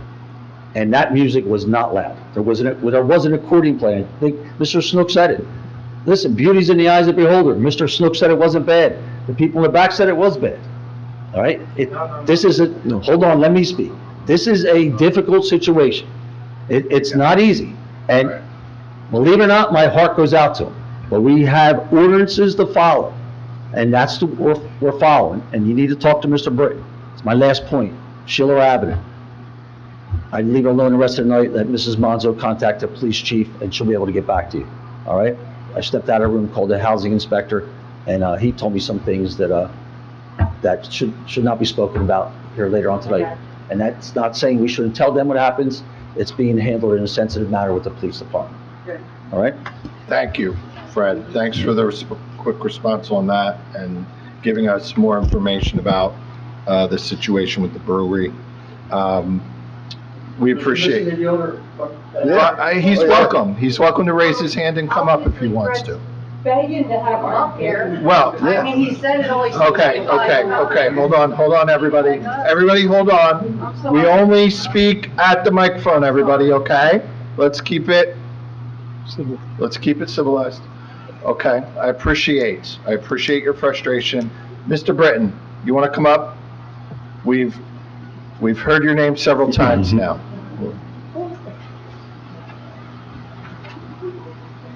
Would you state your name and address for us, please? Peter Britton, 70 Extonville Road, Hamilton. Thank you. So as Fred just mentioned, we're keenly aware that the concert that we had in September was above and beyond anything that we plan on doing in the future. We're taking that out of the equation, and that is not going to happen again. Some of the common themes beyond that I've been listening to tonight, and we also went last night to the AG meeting. Common themes were, number one, the concert. Number two, the loud music. We do go out every time we have live music. We have our own decibel meter. And as Fred just mentioned, we are not trained. It's something we bought on Amazon, so take it for what it is. But we do have a decibel meter that we go out to the property line, and we take a measurement and we take a picture and we put it into an electronic file every single time, just for reasons like this. Happy to share those with everybody. We also, one of the other common themes that I've been listening to is screening to some of the property lines, and with kids and whatnot going up to the edge of the property line with what Rick had mentioned before. I do have pictures here if anybody'd like to see them, of a fence that we put up. That's about 125 feet from his property line to keep all of our customers 125 feet from the property line. I met with Rick and two of his other neighbors about 3 or 4 months ago, and that was one of their main concerns on top of the music. So we acted on it out of our own pocket, put in the fence. Keeps everybody 125 feet off. One of the other common themes was screening with one of the adjacent neighbors. I went through, and this was during construction, I built a 5-foot-high berm. I put 40 trees on it, 20 evergreens, 20 birch trees. It's 5 foot high, 12 foot wide, again, at our own expense. I have pictures of that as well if anybody would like to see any of that. So we do care, and we do try to do our best when we meet with people and they explain what their issues are. One of the other comments that I heard today was farming, and that we're not farming as much as we should. I've been on the tractor for the past 2 days just getting ahead of this rain that's coming tonight to put in 15 acres of barley, which we did last year too, and we did the year before that. I have 300 hop plants that grow. I've been growing those for 3 years. The Mercer County Ag comes out every single year and does an inspection of the barley and the hops to make sure that we're within where we need to be. The past 2 years, we're supposed to be 51%. The past 2 years, I've been at 80%. We're doing way more than what we need to do on the farming end. We're going to be planting barley next week. Anybody wants to come out and watch? I'm more than happy to come out and watch the process and see how it goes. I think that's really all I have on my list here. You guys have any questions that I can help with? Any questions? Peter, what is typically the, I guess it's during the spring, summer, and early fall, and that's typically your concert months or the music months that you'll have over the weekend typically? Yeah, so we've only had one concert, which that was the big one in September. The September 13th We're not planning on doing right, it. right. But in terms of live music, it's Friday and Saturday, and it's outside. It's generally when the weather's nice, so that would be spring, summer, and fall. Okay. As it starts to get colder, we move the music inside. And the fence is being installed or has been? It's installed. It's been installed for about 2 months. So to be fair, the fence isn't going to help with the acoustics issue. It might keep people. Yeah, the fence doesn't help acoustics. It just it helped keep the kids from going up to the property line. So what do you say to the reports that we've received regarding obscenities, obscene language, obscene music? Is this a regular occurrence? What's happening? We go through with every live music, every band and whatnot, we go through their set list and to ensure that there is no obscenities. It doesn't mean that one or two doesn't slip through, but we do meet with them before they play, especially with the concert. There may have been one or two that have slipped through. Some got excited when they were singing or whatnot. But we do try to go through their set list and make sure that there is no, obscene music. Who's booking the bands for you? My other partner, Dave, who's one of the owners. Doing it in-house? Yep, and he's here tonight. Would love to come up after me and add a few more points. All right. How many, so live, you're distinguishing between concerts and live music events. You're saying you had one concert, but you do have regular live music events, which the live music events must be causing an issue for the neighbors as well. What additional measures can you take to reduce the noise, mitigate the effect of the noise on the neighbors? We could just make sure that's not turned up too loud. I mean, I'm not an acoustic guy. I'm not going to stand up here and give you a million different ways. I do say, like I said before, we do go around and we check with the decibel meter. We're allowed to go up to 65. We're allowed to be open until 10, 11 o'clock at night. We shut down at 9 o'clock. We do last call at 8:30. We get really aggressive getting people out of the door by 9:15. If anybody's left outside by the fire pits or whatnot, we start flashing lights. We're super aggressive. Our employees want to go home. We don't want to be loud for the neighbors. So it's not, a lot of the times when the police come or we get these phone calls, it's 2 o'clock in the afternoon on a Saturday. It's 4 o'clock in the afternoon on a Saturday. It's not necessarily 8 o'clock or 8:30. Our music has wound down by then. We're just cleaning up glasses and getting people out the door. What time? Well, music usually winds down around 8 o'clock. 8 o'clock. Yep. What products are you allowed to sell? Beer. That's it, Yep. right? We're allowed to sell water and Gatorade and whatnot, but in terms of alcoholic products, beer. You sell beer and you can sell other non-alcoholic beverages. Correct. You're not allowed to sell food? We Or can you sell are? prepackaged food. You can sell prepackaged And we're allowed to food have as well. food trucks. And you're allowed to have food trucks? Yep. Okay. What other questions from council? Maybe just a statement, I guess. I kind of understand where the folks are coming from. You move out to an area where you want to have quality of life, right? Some people like living more in the suburbs. Some people like, the country. I grew up in a neighborhood of Hamilton that for years was hundreds of acres behind my house, and, it got developed eventually. I lived on the border of Robbinsville, and, nothing like this, and I don't think anybody has an objection to the brewery being there. It's more of an objection to what they have to put up with the music. And I think it's just a part of being a good neighbor. I'm not saying you're not a good neighbor. I'm just saying we got to be better neighbors, right? We got to be cognizant and respectful of the people that live out there, right? And try to tone it down. I don't think they're objecting to music. It's just the amplification of it that is causing disturbances amongst the community. I mean, I think it was last month or maybe 2 meetings ago when it first came up, and there was a couple gentlemen that came that night and spoke about it, and I tend to agree with them. And now we have more residents that are starting to come out and complain about it, and they're trying to send a message that they just want you to tone it down. Just tone it down. Let's be good neighbors. And I think you are, right? I think you're trying to do a good thing. You run the business. I have no problem with it. I think, these microbreweries and stuff that are popping up, I think it's good opportunities for people that want to start a business. But we have to recognize the surroundings of where your establishment is and just be more respectful. I think that's what it comes down to. And I don't disagree with you. Well, I think you're hearing the complaints and you're hearing from us, and I think it's just a matter of just changing that business operation of just turn the volume down. Just turn the volume down. I don't think anybody's going to leave because you turn the volume down.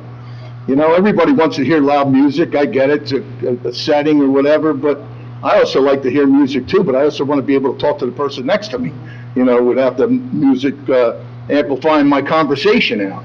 So I think that's what they're asking is just be good neighbors and work with the residents that surround that surround your business operation. Maybe I need to come out on a Saturday and listen to it myself. I tend to try and get out of town once in a while, but maybe I have to come out. I mean, I've driven on your property. I've seen the operation. Yeah, it looks great. I never knew about the concerts, and the music. I'm not against the music. It's just, let's just tone it down, please. Like I said, I don't disagree with your comments. We do plan on reaching out to the neighbors to try to sit down and talk with everybody and find some middle ground. Yeah, I appreciate that you're here. I appreciate that you are listening to your neighbors. I also appreciate how many of your neighbors have come out to express their concern, to express the fact that your business is causing a disruption in the neighborhood to what was a quiet neighborhood, and I'm concerned. And I appreciate that you pointed out you could be perhaps louder, you could perhaps have more music, right? Within the law. But that position, then you're forcing us to act. So my hope is that you'll act to get into harmonious relations with your neighbors and not force us to act. That's my hope. Understood. Okay. And I think that's a good idea, having a meeting with your neighbors. Invite them to your facility and have an open dialogue with them and just listen to what their concerns are. I agree. Appreciate you coming up and Thank you. The brunt. Thank you. Nice talking to you guys. Thank you. Who else who hasn't had a chance to talk yet would like to come up? Yes, ma'am. Yes. Hi, my name is Cliffenzie Leitner. I live on 639 Schiller. Thank you. I have been in direct contact with the landlord of the property. I was the one that initially reported the incident that happened 2 Sundays ago to him. And he was, he's very nice and he was very responsive. And later that he told me give him till the end of day, and I gave him till the end of day. And he sent me a text back that he issued a 3-day notice to quit the property.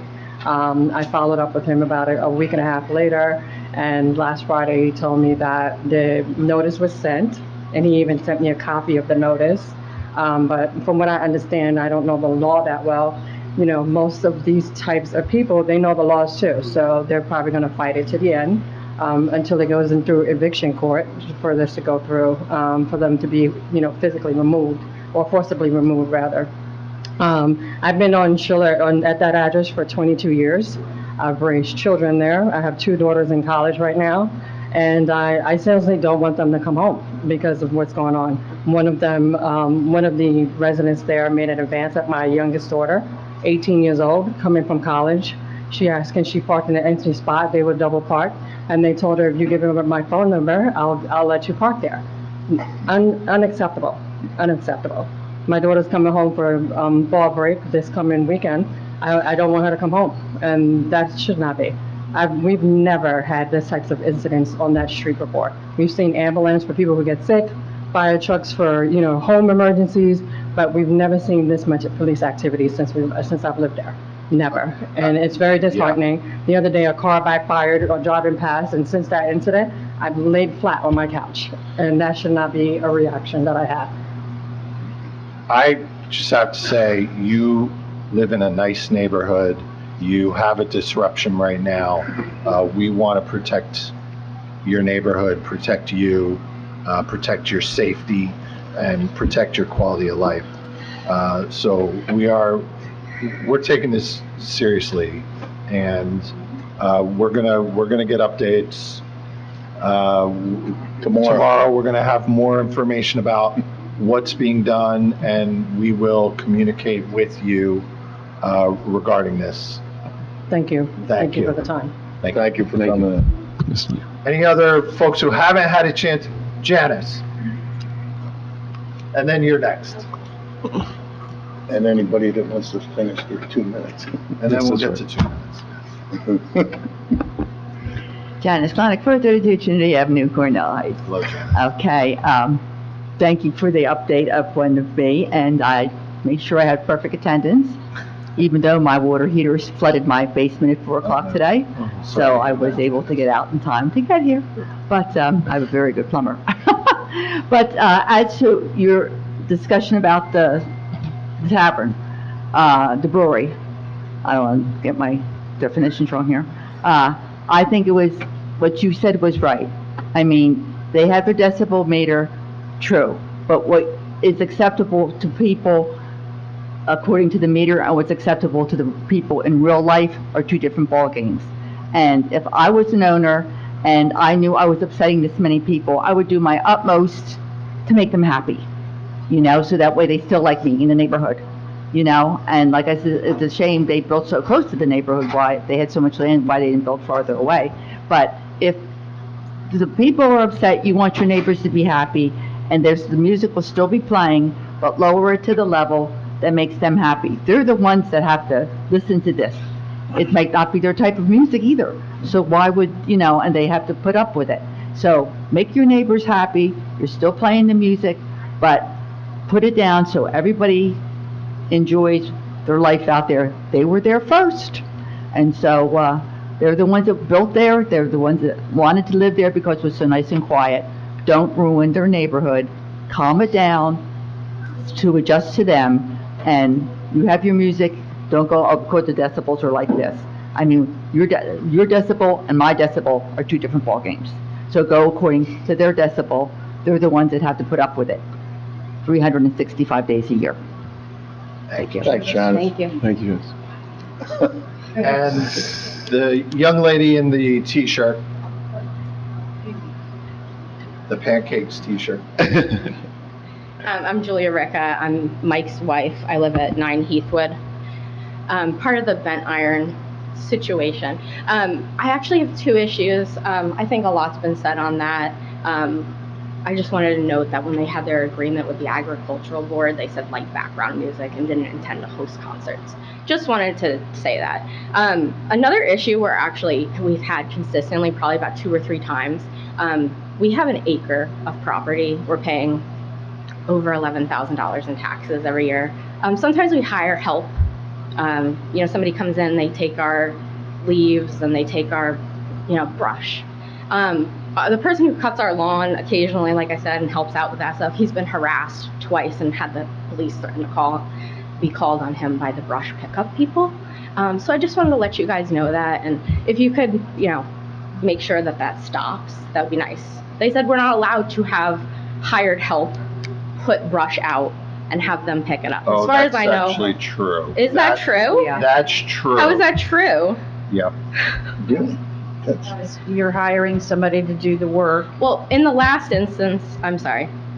In the last instance that this happened, all the stuff that was on the curb was actually from me, and it had been sitting there for an entire month.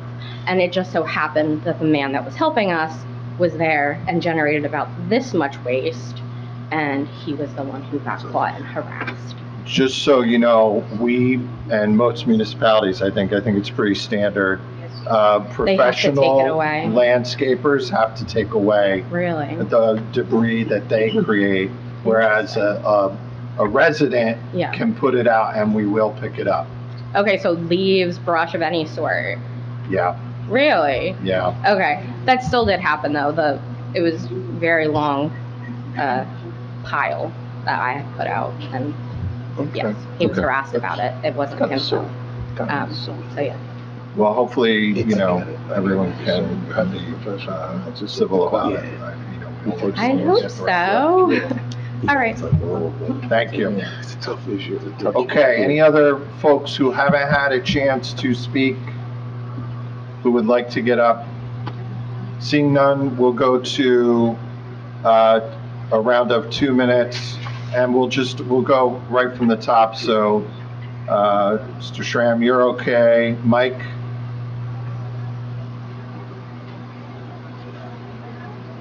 Hello again, Mike Riga, 9 Heathwood Lane. Mainly, I want to question, Mr. Dumont, I've never met you. I'd love to have a conversation with you. And also the owners, I've never met you as well. The codes require the measurements be taken at the receiving property, not the source. I'm not a sound engineer, but I know sound travels. At the source, it's going to be a different reading than what you're hearing further away.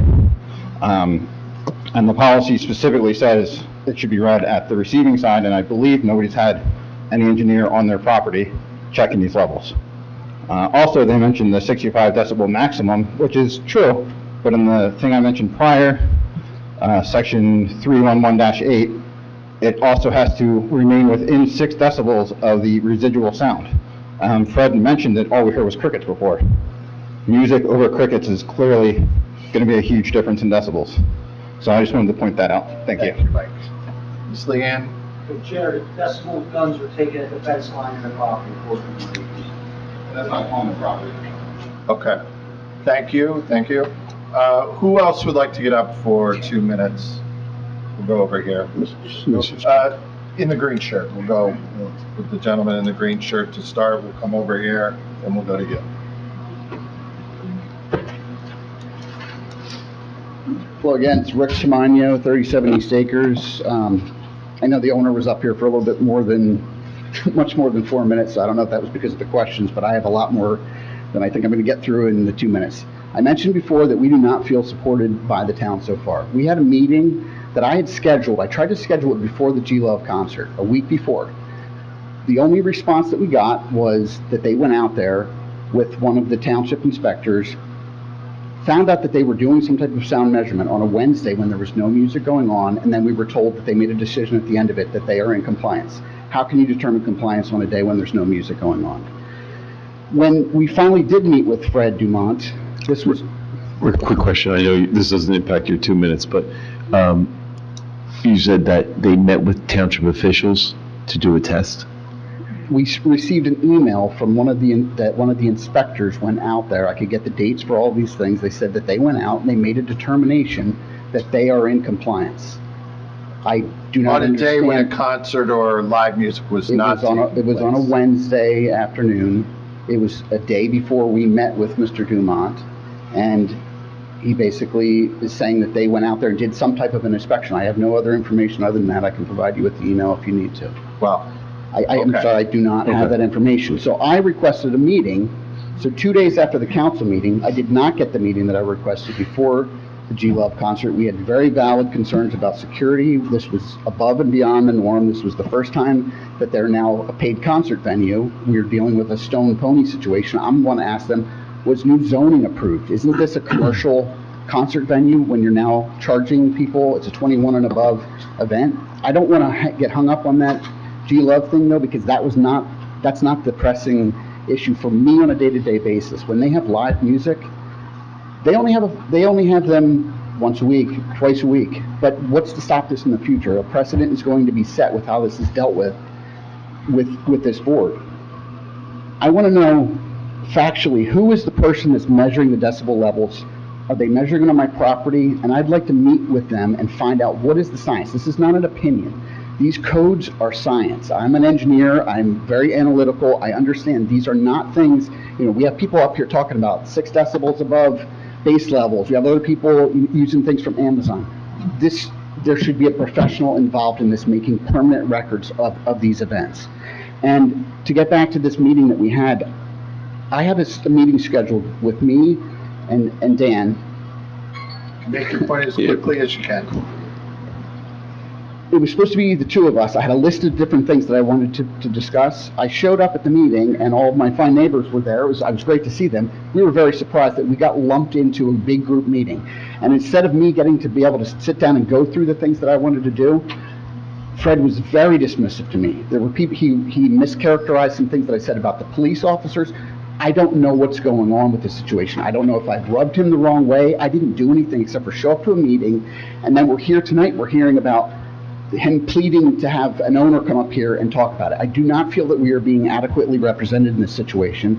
And the last points that I want to make is that I'm trying to figure out when this project went from a 38 parking spot thing to a new parking lot that was added after the meeting that we had with them initially that now has an additional 145 parking spaces. At some point, we were sold something, and then we were delivered something completely different. And somehow the township was involved in that. None of us know how it happened, but we were told it was going to be this quiet, small event. We had a pre-meeting with the owners. They seemed like this was not our concern in the beginning. And it turned into an absolute nightmare for us that we're continuing to deal with. Thank you.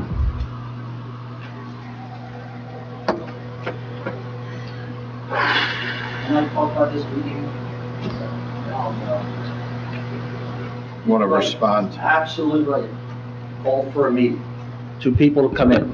Then we received other calls from people who wanted to meet. We brought everybody in. And if you have an objection to that, you think we perform wrong, I'd love to hear. But I think we work for all the residents. And that's why we brought everybody into one meeting and heard everybody at that meeting. Right? Thank you. Thank you, Fred. 2 minutes. Let's see, we were going to go over here. Yes. Dennis Conk, 607 Shore Avenue. I just wanted to touch upon one other thing, because we're trying to get all my thoughts out. So previously, before the shooting, months prior, my spouse, they work as a flight attendants to come home all different hours of the night. And when they were going to the house, there was 2 people walking down the sidewalk coming from that residence. One was very distraught, and the other one was kind of like chasing after them to like come back. And the female said, "I don't care if they have an effing gun." So that was something to add to that conversation. And then lastly, I commend all the neighbors for sticking together for the brewery. But I did want to throw that out there that due to the nature of what's going on there, the 600 block of Schiller, a lot of people don't want to get involved because they live there. They don't so even myself, being in the military, the police officer said, "Hey, we see you have," but some of the people from that residence were sitting on the corner at one house away. They said, "Hey, no disrespect to the officer, but it said, hey, we see you have cameras. Do you have any footage? And I was like, can you like go away, please? Like, I don't want to be, putting myself out there. So then I called the police off. I called the non-emergency number after he walked away. And I said, can you have the officer come back in about 30 minutes? Because they were out there for a couple hours. The officer came to the door. We invited him into the house. We provided all the video surveillance that he wanted.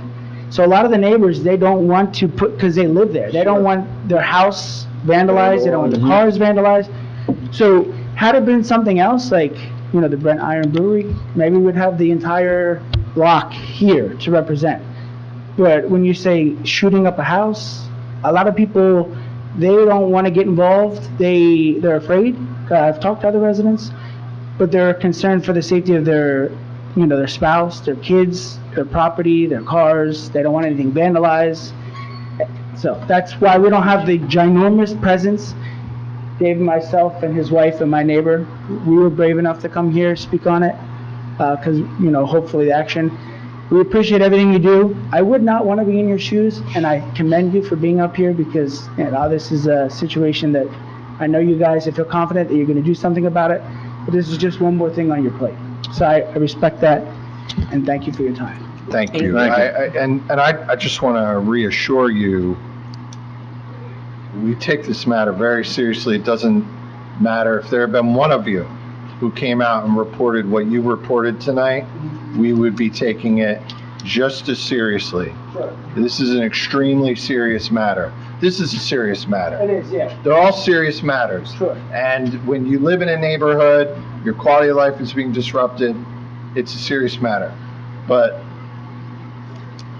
it just looks good when you have more ammunition with the numbers. The level of threat here is next level, and we're taking it very seriously. Thank you. We're going to be following up on it tomorrow, and thank you for your time. It's going to be addressed. One of the things we can't sit here and say that we're going to wave a magic wand and have something happen on the time frame that we would all like it to happen, which is instantly, right? But I can assure all of you here tonight that it will be addressed. This matter, this is being addressed and will continue to be addressed until it's solved. You live in a nice neighborhood. You live in a family neighborhood, a lot of children. It's always been a great neighborhood, eclectic, just really a lot of appeal. We don't want to see that. We don't want to lose that. Sure. It's important. So this has to be addressed. It can't be allowed to go on. So it's going to be addressed. We're going to be in touch. Much appreciated. Thank you. Thanks. And on this matter, we've heard from, yes, sir, for the first time. Okay, thank you.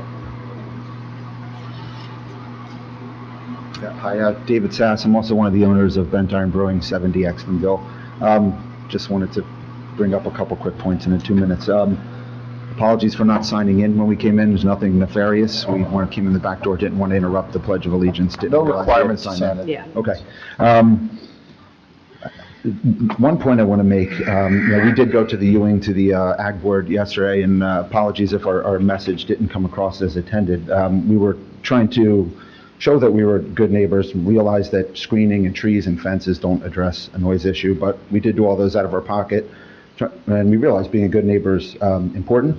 I think somebody brought it up, I'm not sure who did, but all these meetings that have happened, neighborhood meetings, we haven't been invited to one of them. We didn't know that any of this was being discussed at the town council last week. We got that secondhand and watched it on YouTube, and also got secondhand that we were being discussed last night. We are open to discuss. We want to find a solution here. I've given out, and Peter's given out his cell phone number before.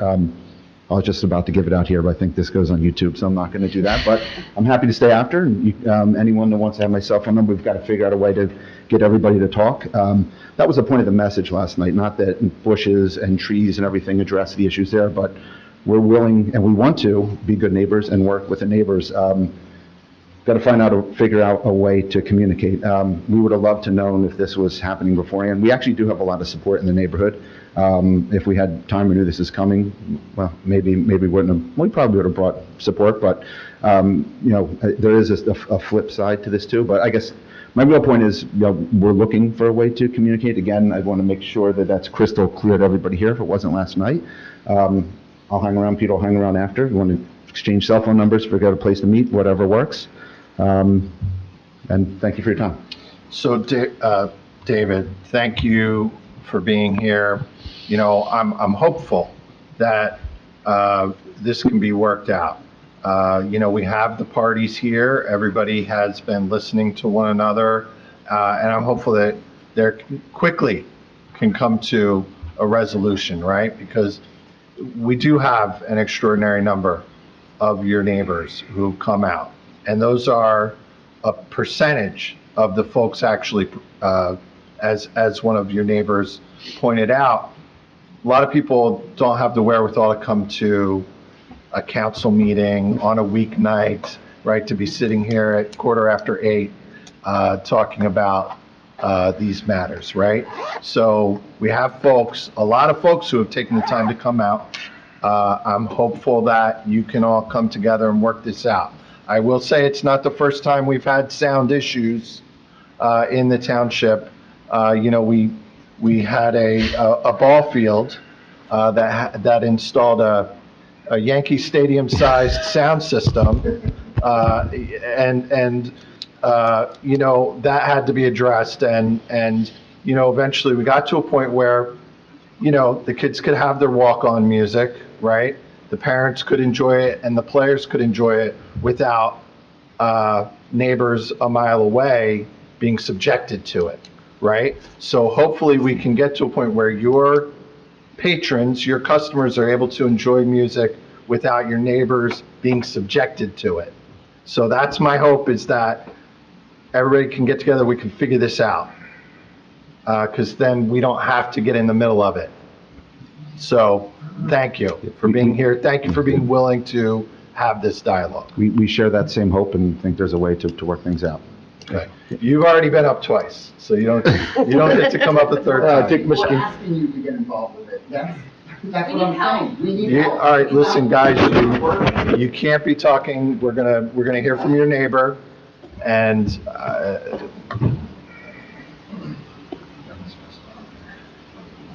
That's right. You keep getting I bypassed. apologize. I can go back if you want. No, go ahead. Let's give him his 2 minutes, and then you're next. 50 Post Lane. I'd like to bring up two separate things. I only have 2 minutes.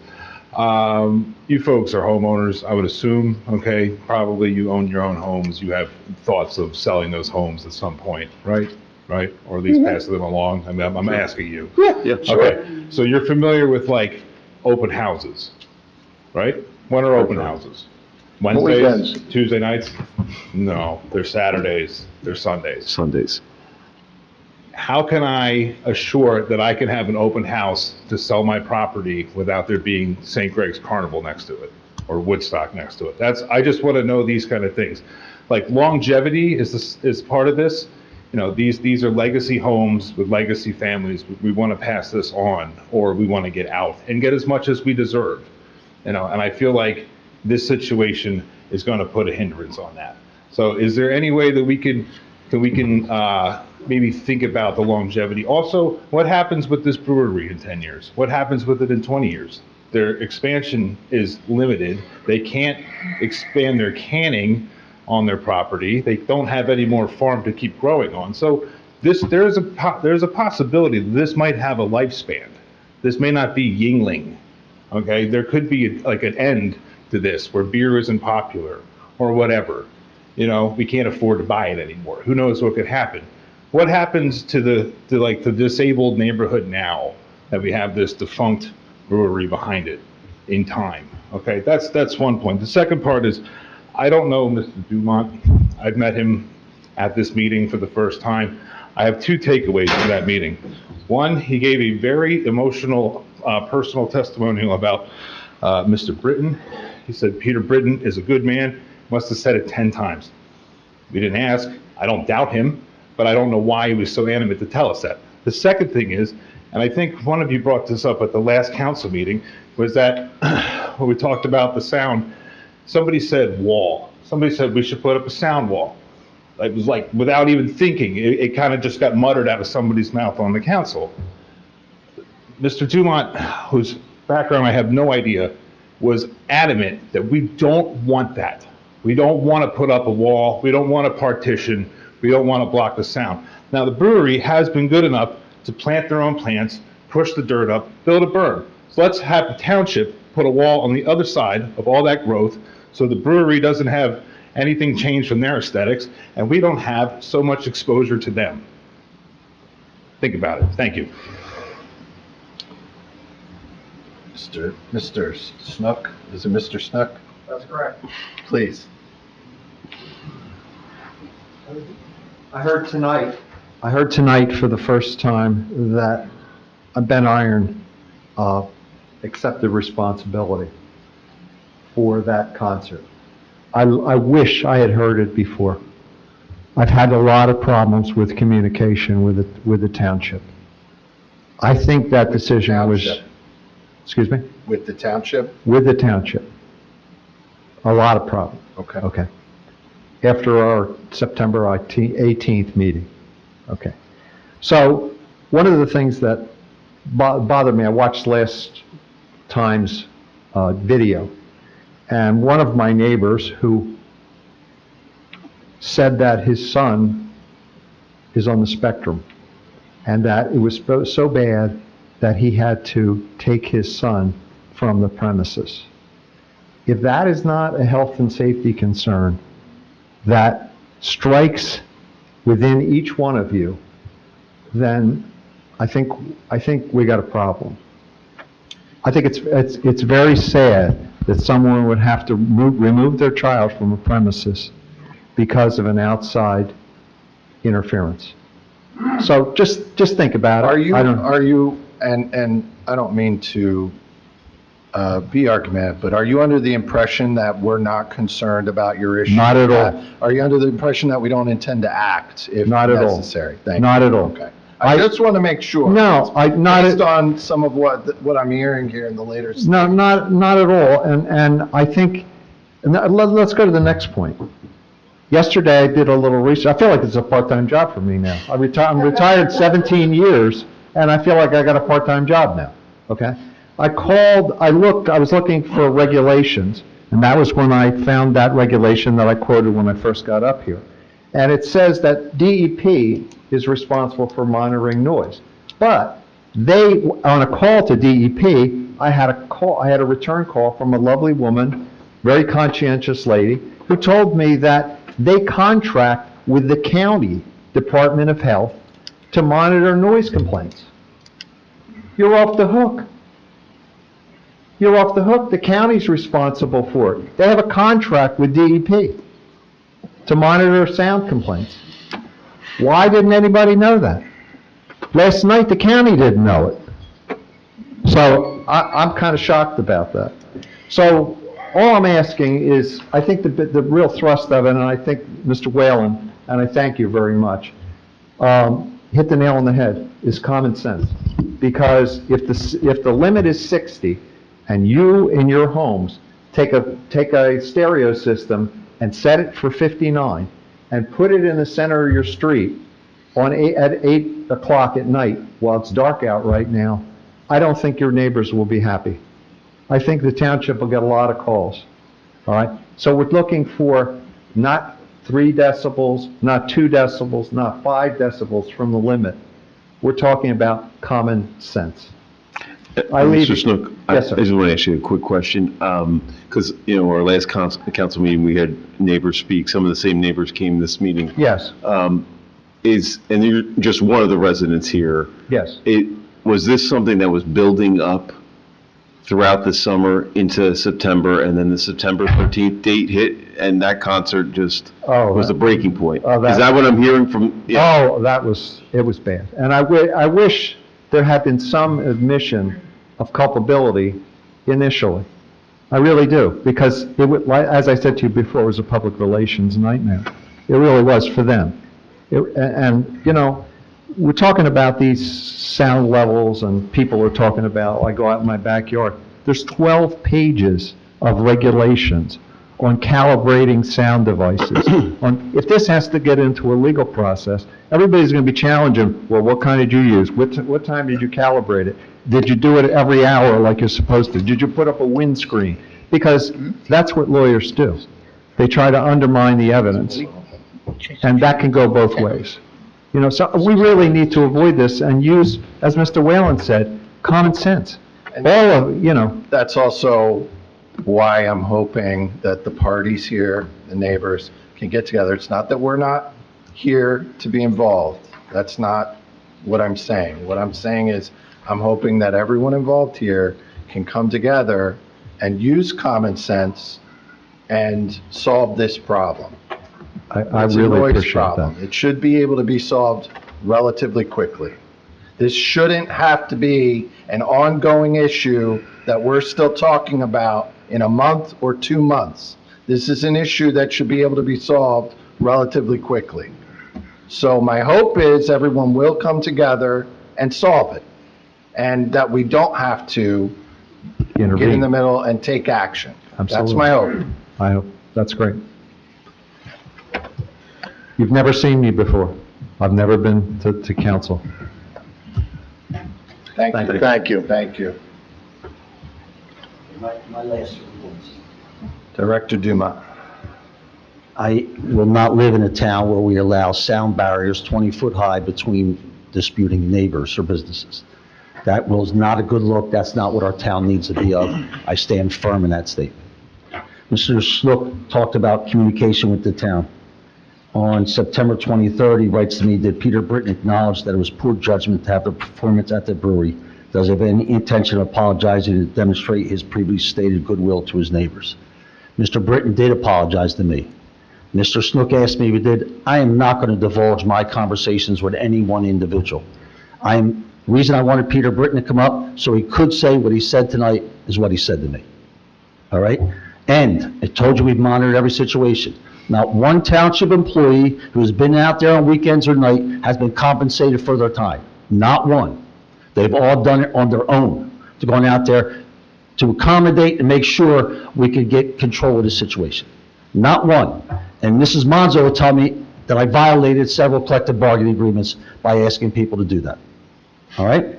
We are on this situation. We're working it. We're working it every single event.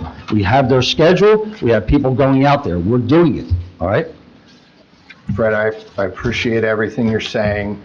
What I'm hearing from the residents is there's an ongoing problem. That's what I'm hearing from them. I hear you're addressing it, right, within the limitations of the laws it's currently written. That's what you're able to do. And so that raises the question, does our law go far enough? Do we have to do more? Or can everyone there be good neighbors and work it out? My hope is everybody can work it out, but at the same time, this is a discussion we're going to have where we look and see if our laws go far enough. If, in fact, our laws are being enforced to the letter and it's still causing a disturbance where the neighbors are inside their homes with the windows closed and are unable to peacefully enjoy their homes, that's a problem. And that's not your fault if you're going out and enforcing the laws it's written and the law doesn't go far enough. So that's something that we have to talk about, and it's not going to happen overnight. It takes months for us to change a law. We have to do research, we have to workshop it, we have to talk through. This is not a simple matter to change a law if we were to do so. So this is not something where we're not always able to provide solutions as quickly as we would like to, but we will work toward a solution.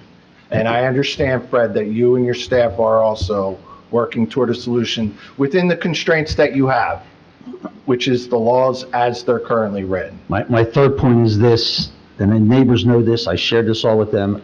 A house recently sold on Old York Road for $1.1 million. Nobody's home value is being affected by this. Nobody. Homes in Hamilton Township continue to climb right through the roof.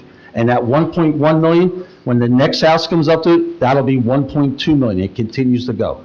We are working to the best. We're using all our talents, and Hamilton PD, I stand by them too. They're using all their talents out here. You have a lot of township employees who are focused on this. A lot of time and effort have gone to this with health, engineering, and PD. All right? Mr., hold on, Mr. Fernandez Obregon. I just have one question for you, actually. If you can, into the mic, though. Thank you, sir. Fred, he said he's doing everything he can within his power. That's great, okay? But there was an email list that went out at the 18th meeting, and there was no feedback on that. So he needs to communicate that feedback to us, and to the residents and the people down there. Same thing goes with when I discussed the roadway issues, that the woman's gonna get back to me. Why did I have to bring it up? I shouldn't have to bring it up. I sent that on the 18th.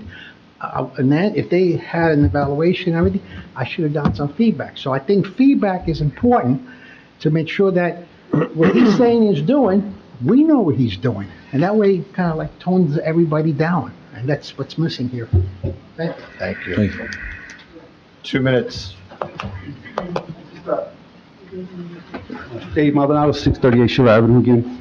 Just want to take this opportunity to thank you for taking this matter seriously. Obviously, you know, and also I was going to bring up the point that Dennis brought up, that there's several other neighbors and owners out there that would be here today if not for fear of retaliation, you know, and things like that. I mean, some of you already know my background. I was a cop in Trenton for 30 years. I could take care of myself. I'm not at home all the time. My wife is at home, and that's what's the chilling effect that this incident had on me. I was home watching a football game at night when I heard, you know, all this commotion going outside. I stood on my porch, and I see these people, and I can see right away that this was going bad, right from the way they were acting. And I just want to thank you guys for taking the time to listen to us and ask that you assist us in any which way that you possibly can to rectify the situation. Thank you very much. Thank you. Thank you. Thank you. Janice?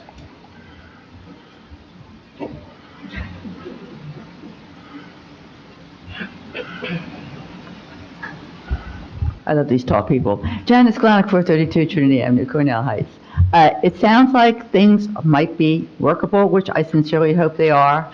And like I said, I owning a business would not want people upset with me, so I would do what I can. Decibels, like I said before. And if really that poor gentleman who had to leave because of his son, he should have called and said, come into my house and listen in my house what I'm hearing. And then you might not think it's loud at the brewery, but when you come into somebody's house, you go, oh my God, you're right. It is a lot louder than I thought it could be. So you go into and see, oh, yes, that is happening, you know, so I need to tone it down. Just because it doesn't sound bad when you get in there, and if you have a child, especially that's being disturbed by this, that is really mind-boggling, all right? It can be worked out. They seem like they're nice gentlemen, you know, just tone it down. Music is playing, and I mean, I know these kids, the louder it is, it's, you know, blow their brains out. That's what they want, but that's not the way life can be.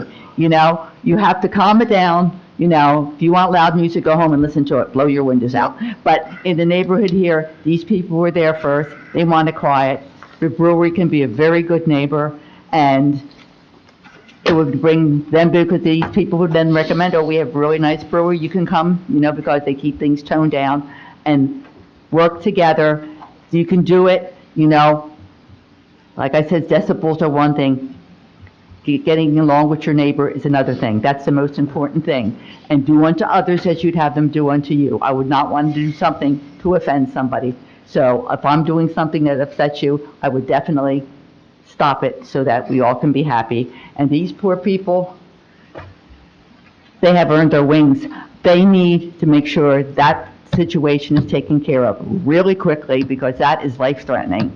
And so that needs to be eradicated immediately, as soon as possible.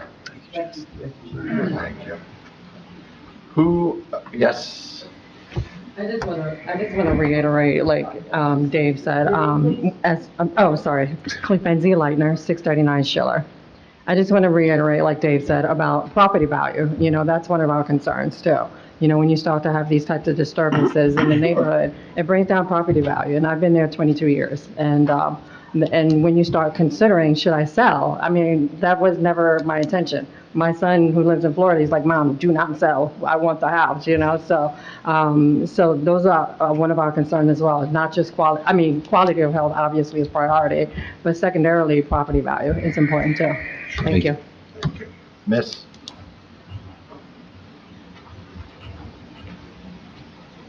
Cynthia Snook, 28 East Acres.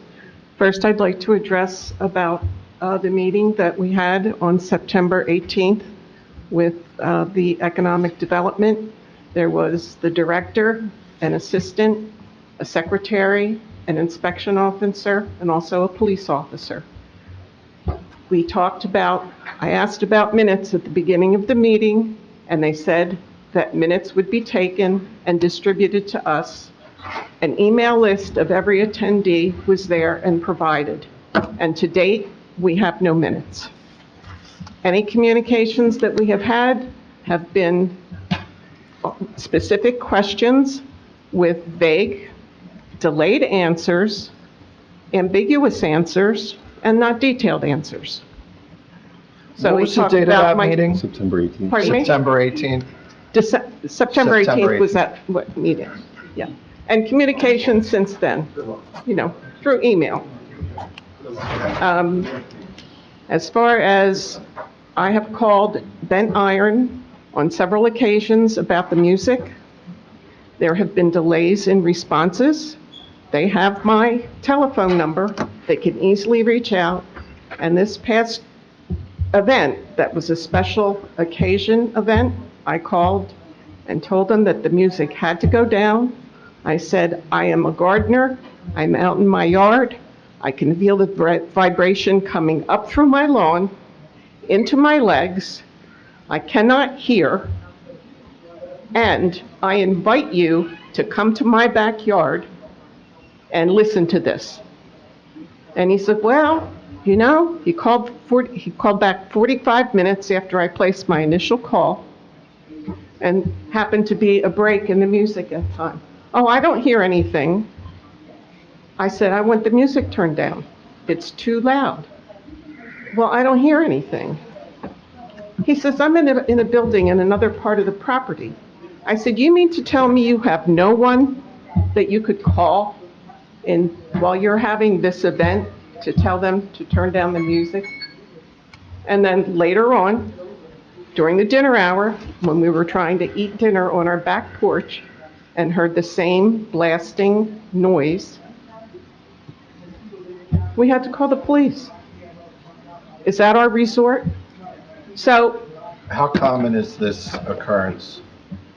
well, I called Memorial Day about noise when they had live music, and I called on when they had that G-Love special occasion event.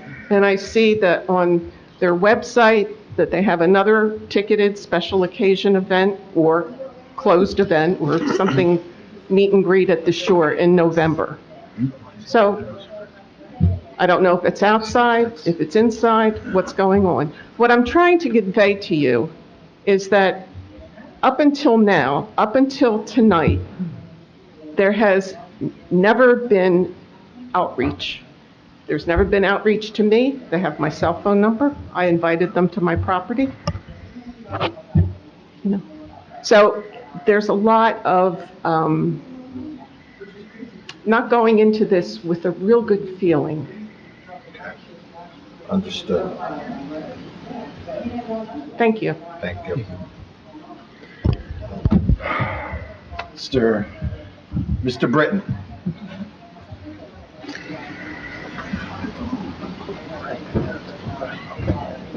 Peter Britton, Bent Iron. Just want to put everybody's mind at ease. The ticketed event that everyone keeps mentioning is an Upper Freehold High School fundraiser. It's not a music event. Cast from the Jersey Shore TV show are coming. It's a fundraiser. It's nothing. We're not doing the concerts again. We've already mention that. So just because there's a ticketed event that we're going to have at the brewery, 21 or over or not, does not mean it's going to be a concert, because we're not doing that again. So just want to get on the record for that. Thank you. Thank you. Thank you. Clarification. Anyone else who hasn't had a second? Yes, sir. I haven't spoken yet. I'm Bill Taft, live in 11 Old Post Lane in West Acres. I'm adjacent to the farm. I'm 3 or 4 houses down, so the problems that Rick has mentioned and Dan has mentioned are right there. It's a little less of an issue for us, but again, the event, the G-Love event, the ground vibrated all through the neighborhood. It was the base was I think the problem. What I'd recommend is I'd ask Pete. I think you and Fred Dumont can get together and calibrate your meters, so your meter is in line with the township's meter. So you can, when you do a measurement at the property line, you can know at least you're meeting the requirements. Okay. The other thing I'd recommend, and I had this discussion after the meeting yesterday with Pete and with Dave from the brewery, that we probably should meet face to face. I mean, I think there's been a lot of this going on. Broken communication. I've had a face-to-face conversation. There may be an element of trust that's a concern between us, the neighbors, and the brewery. But I think a face-to-face meeting, whether it's at the brewery or some other location, I think would make sense. We can work out. I think the problem is different for different neighbors. I think the people that are closest to the border are the ones that are of most concern. And I think those are the ones that need to, if those are addressed, the rest of the neighborhood will be fine. No. Like we have to Oh, yeah. Could you speak into the microphone? Yeah. If the neighbors that are on the border, right, Dan and Rick, if we can address those issues for those neighbors, that will clear the rest of the neighborhood. So I think that's the sensitive point that I think needs to be worked, and I think we need to do it face to face. I think again, I think I just found out talking to Pete yesterday that they actually have a meter that they go around with. Now, it may not be calibrated, but at least there's an attempt to control the level. Now, again, G-Love, that was, the other end of the neighborhood shook, not just the front end, but the back end of the neighborhood shook. We have relatives that live at the end of Heathwood that sound you heard I'm done. Okay. was your time Anyway, expiring. it was a shaking event. Okay, thank you. Thank you. I think everyone's had a chance at this point, so I'm going to thank everyone for coming and expressing your concerns, your frustrations. And we're going to move on to council comment. I'll go. Would like to start? I'll go. I guess tonight we could call it a quality of life meeting, okay? Because that's what the main discussions were tonight, besides the agenda that we had before us. Hopefully, we got something accomplished tonight, not only for the people that live out near the brewery, but also for the people of Shore Avenue.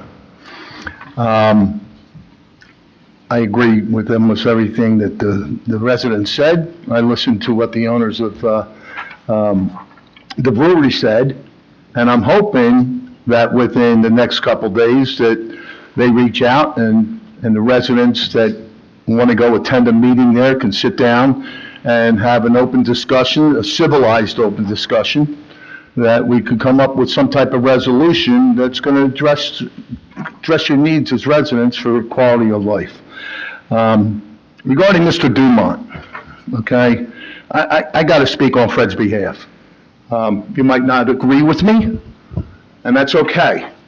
I've known Fred Dumont for many years, but I've had the pleasure of working with him for the last 5 years as a councilman and him as Director of Economic Development. And I could say firsthand that there's many a times that I've picked up the phone, whether it was a neighbor calling me with a problem, and pick up that phone and call Fred Dumont, and I got results. I don't think it was because I was a councilman. Well, you might shake your head and say, well, it is because he's a councilman, okay?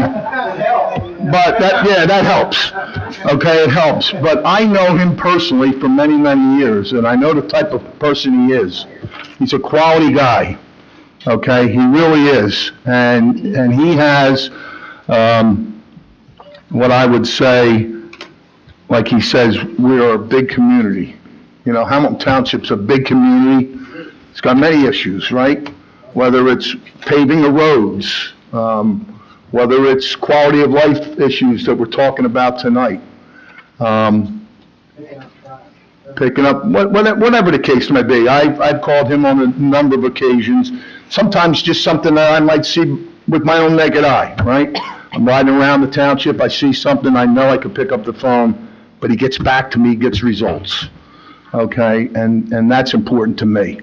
Okay, no matter who's in there, it could be anybody. Hopefully, whoever that next person may be, after Fred is gone, that he carries the torch too, and acts professionally also. So, again, I would hope that as these issues get resolved, that people would have hold a different opinion of Fred, because he loves this town and he cares about the community and the residents. It's not about, relationship that he has with the brewery or any other business, okay? Believe me, I know personally there's been a lot of businesses in this township that have been cited over the 5 years that I've been here for not doing what they were supposed to do also. So let's take that in consideration. I think, again, this was very productive. I hope Ben Iron gets the message too, about being a good neighbor. So I look to hear from hopefully the residents. Maybe they come to a next meeting or a meeting after that once things get resolved, and could come here and say, you know what, we had a good productive meeting, and since then we've come up with some let's say harmony, amongst between the brewery and the residents of in that area. So with that, I wish everybody safe travels. No, this ain't up for questions. Well, go ahead. You want to ask me a question? Sure, go ahead. Well, you're going to have to... come to the mic. Come to the microphone. And we really are, I'm allowing it, but this is really outside decorum. Yep, So go ahead. Go ahead. Make it very quick.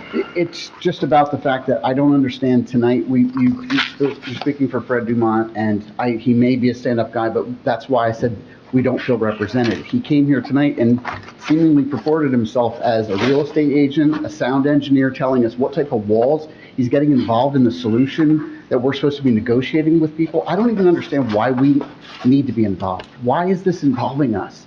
This should be fixed. There's regulations and rules. I've already met with them. We've already done the due diligence to meet with them ahead of time. Why are we still involved? The reason you're involved is because we don't know there's a problem unless the residents tell us there's a problem. This is a town of 40 square miles with 90,000 residents, and it's incumbent on every citizen to do their duty when there's a problem and to report it. That's why you're involved, so I appreciate your involvement. And it is gonna take us some time, and no one here has been dismissive of your concerns. I understand. Two things can be true at once. Yes.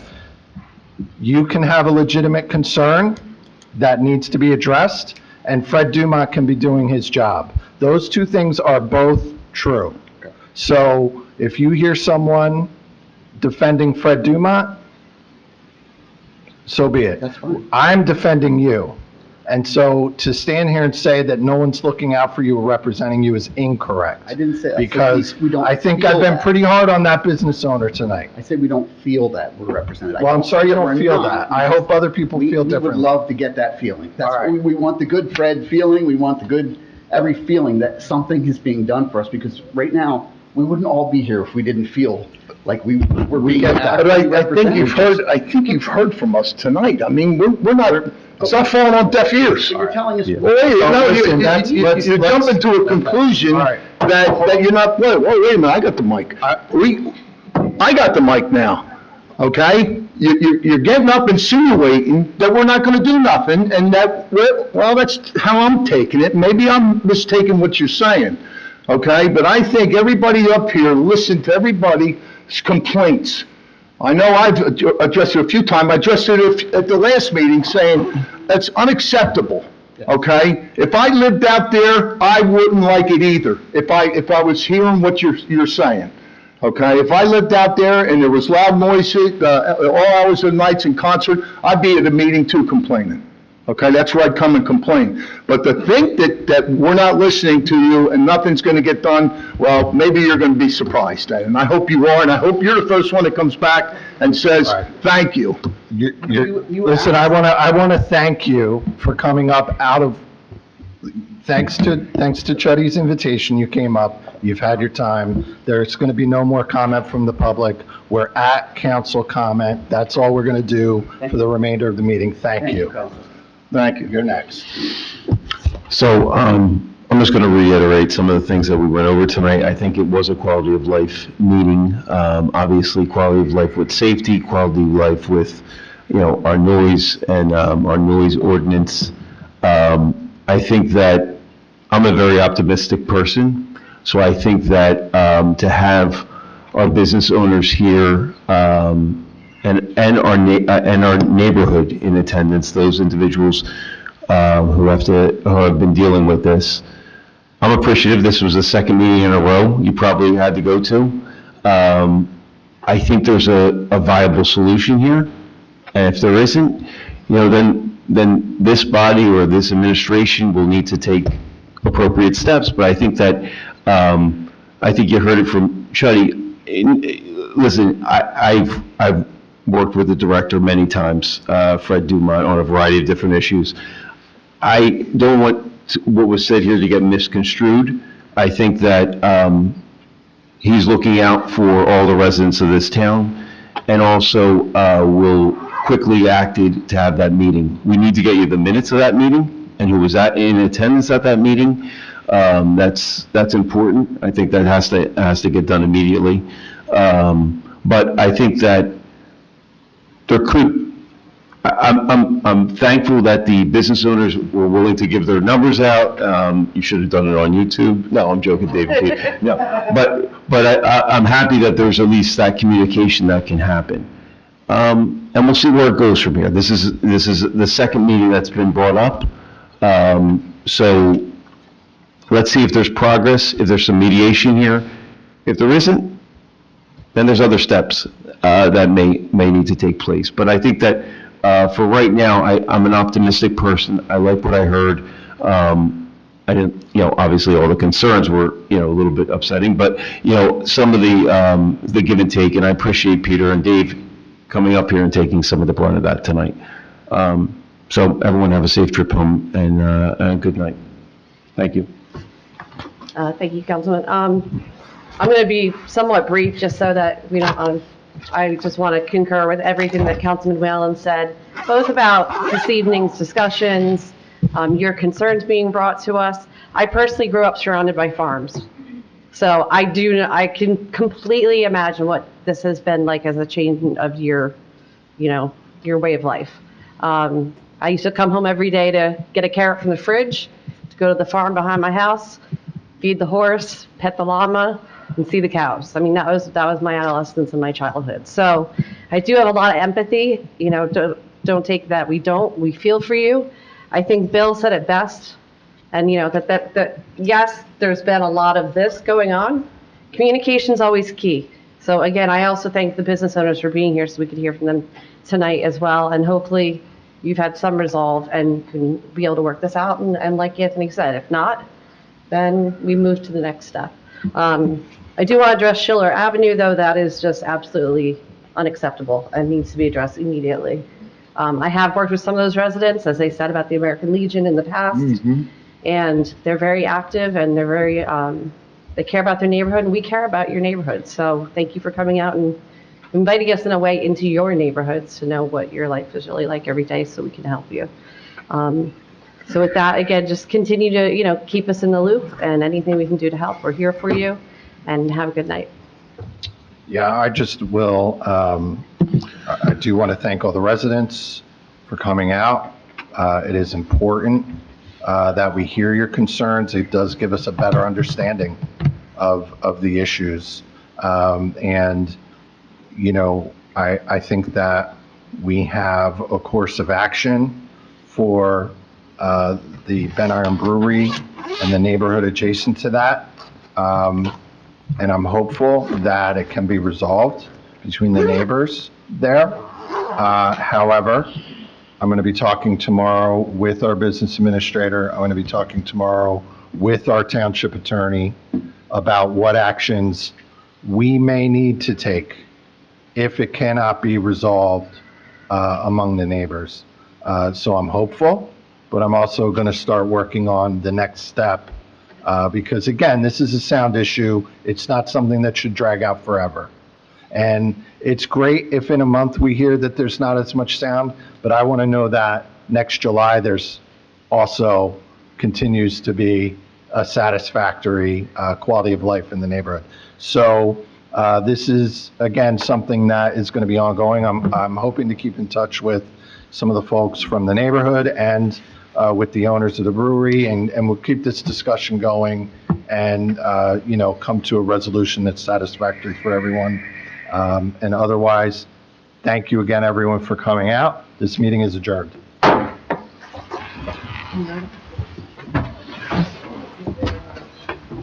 Get your bag.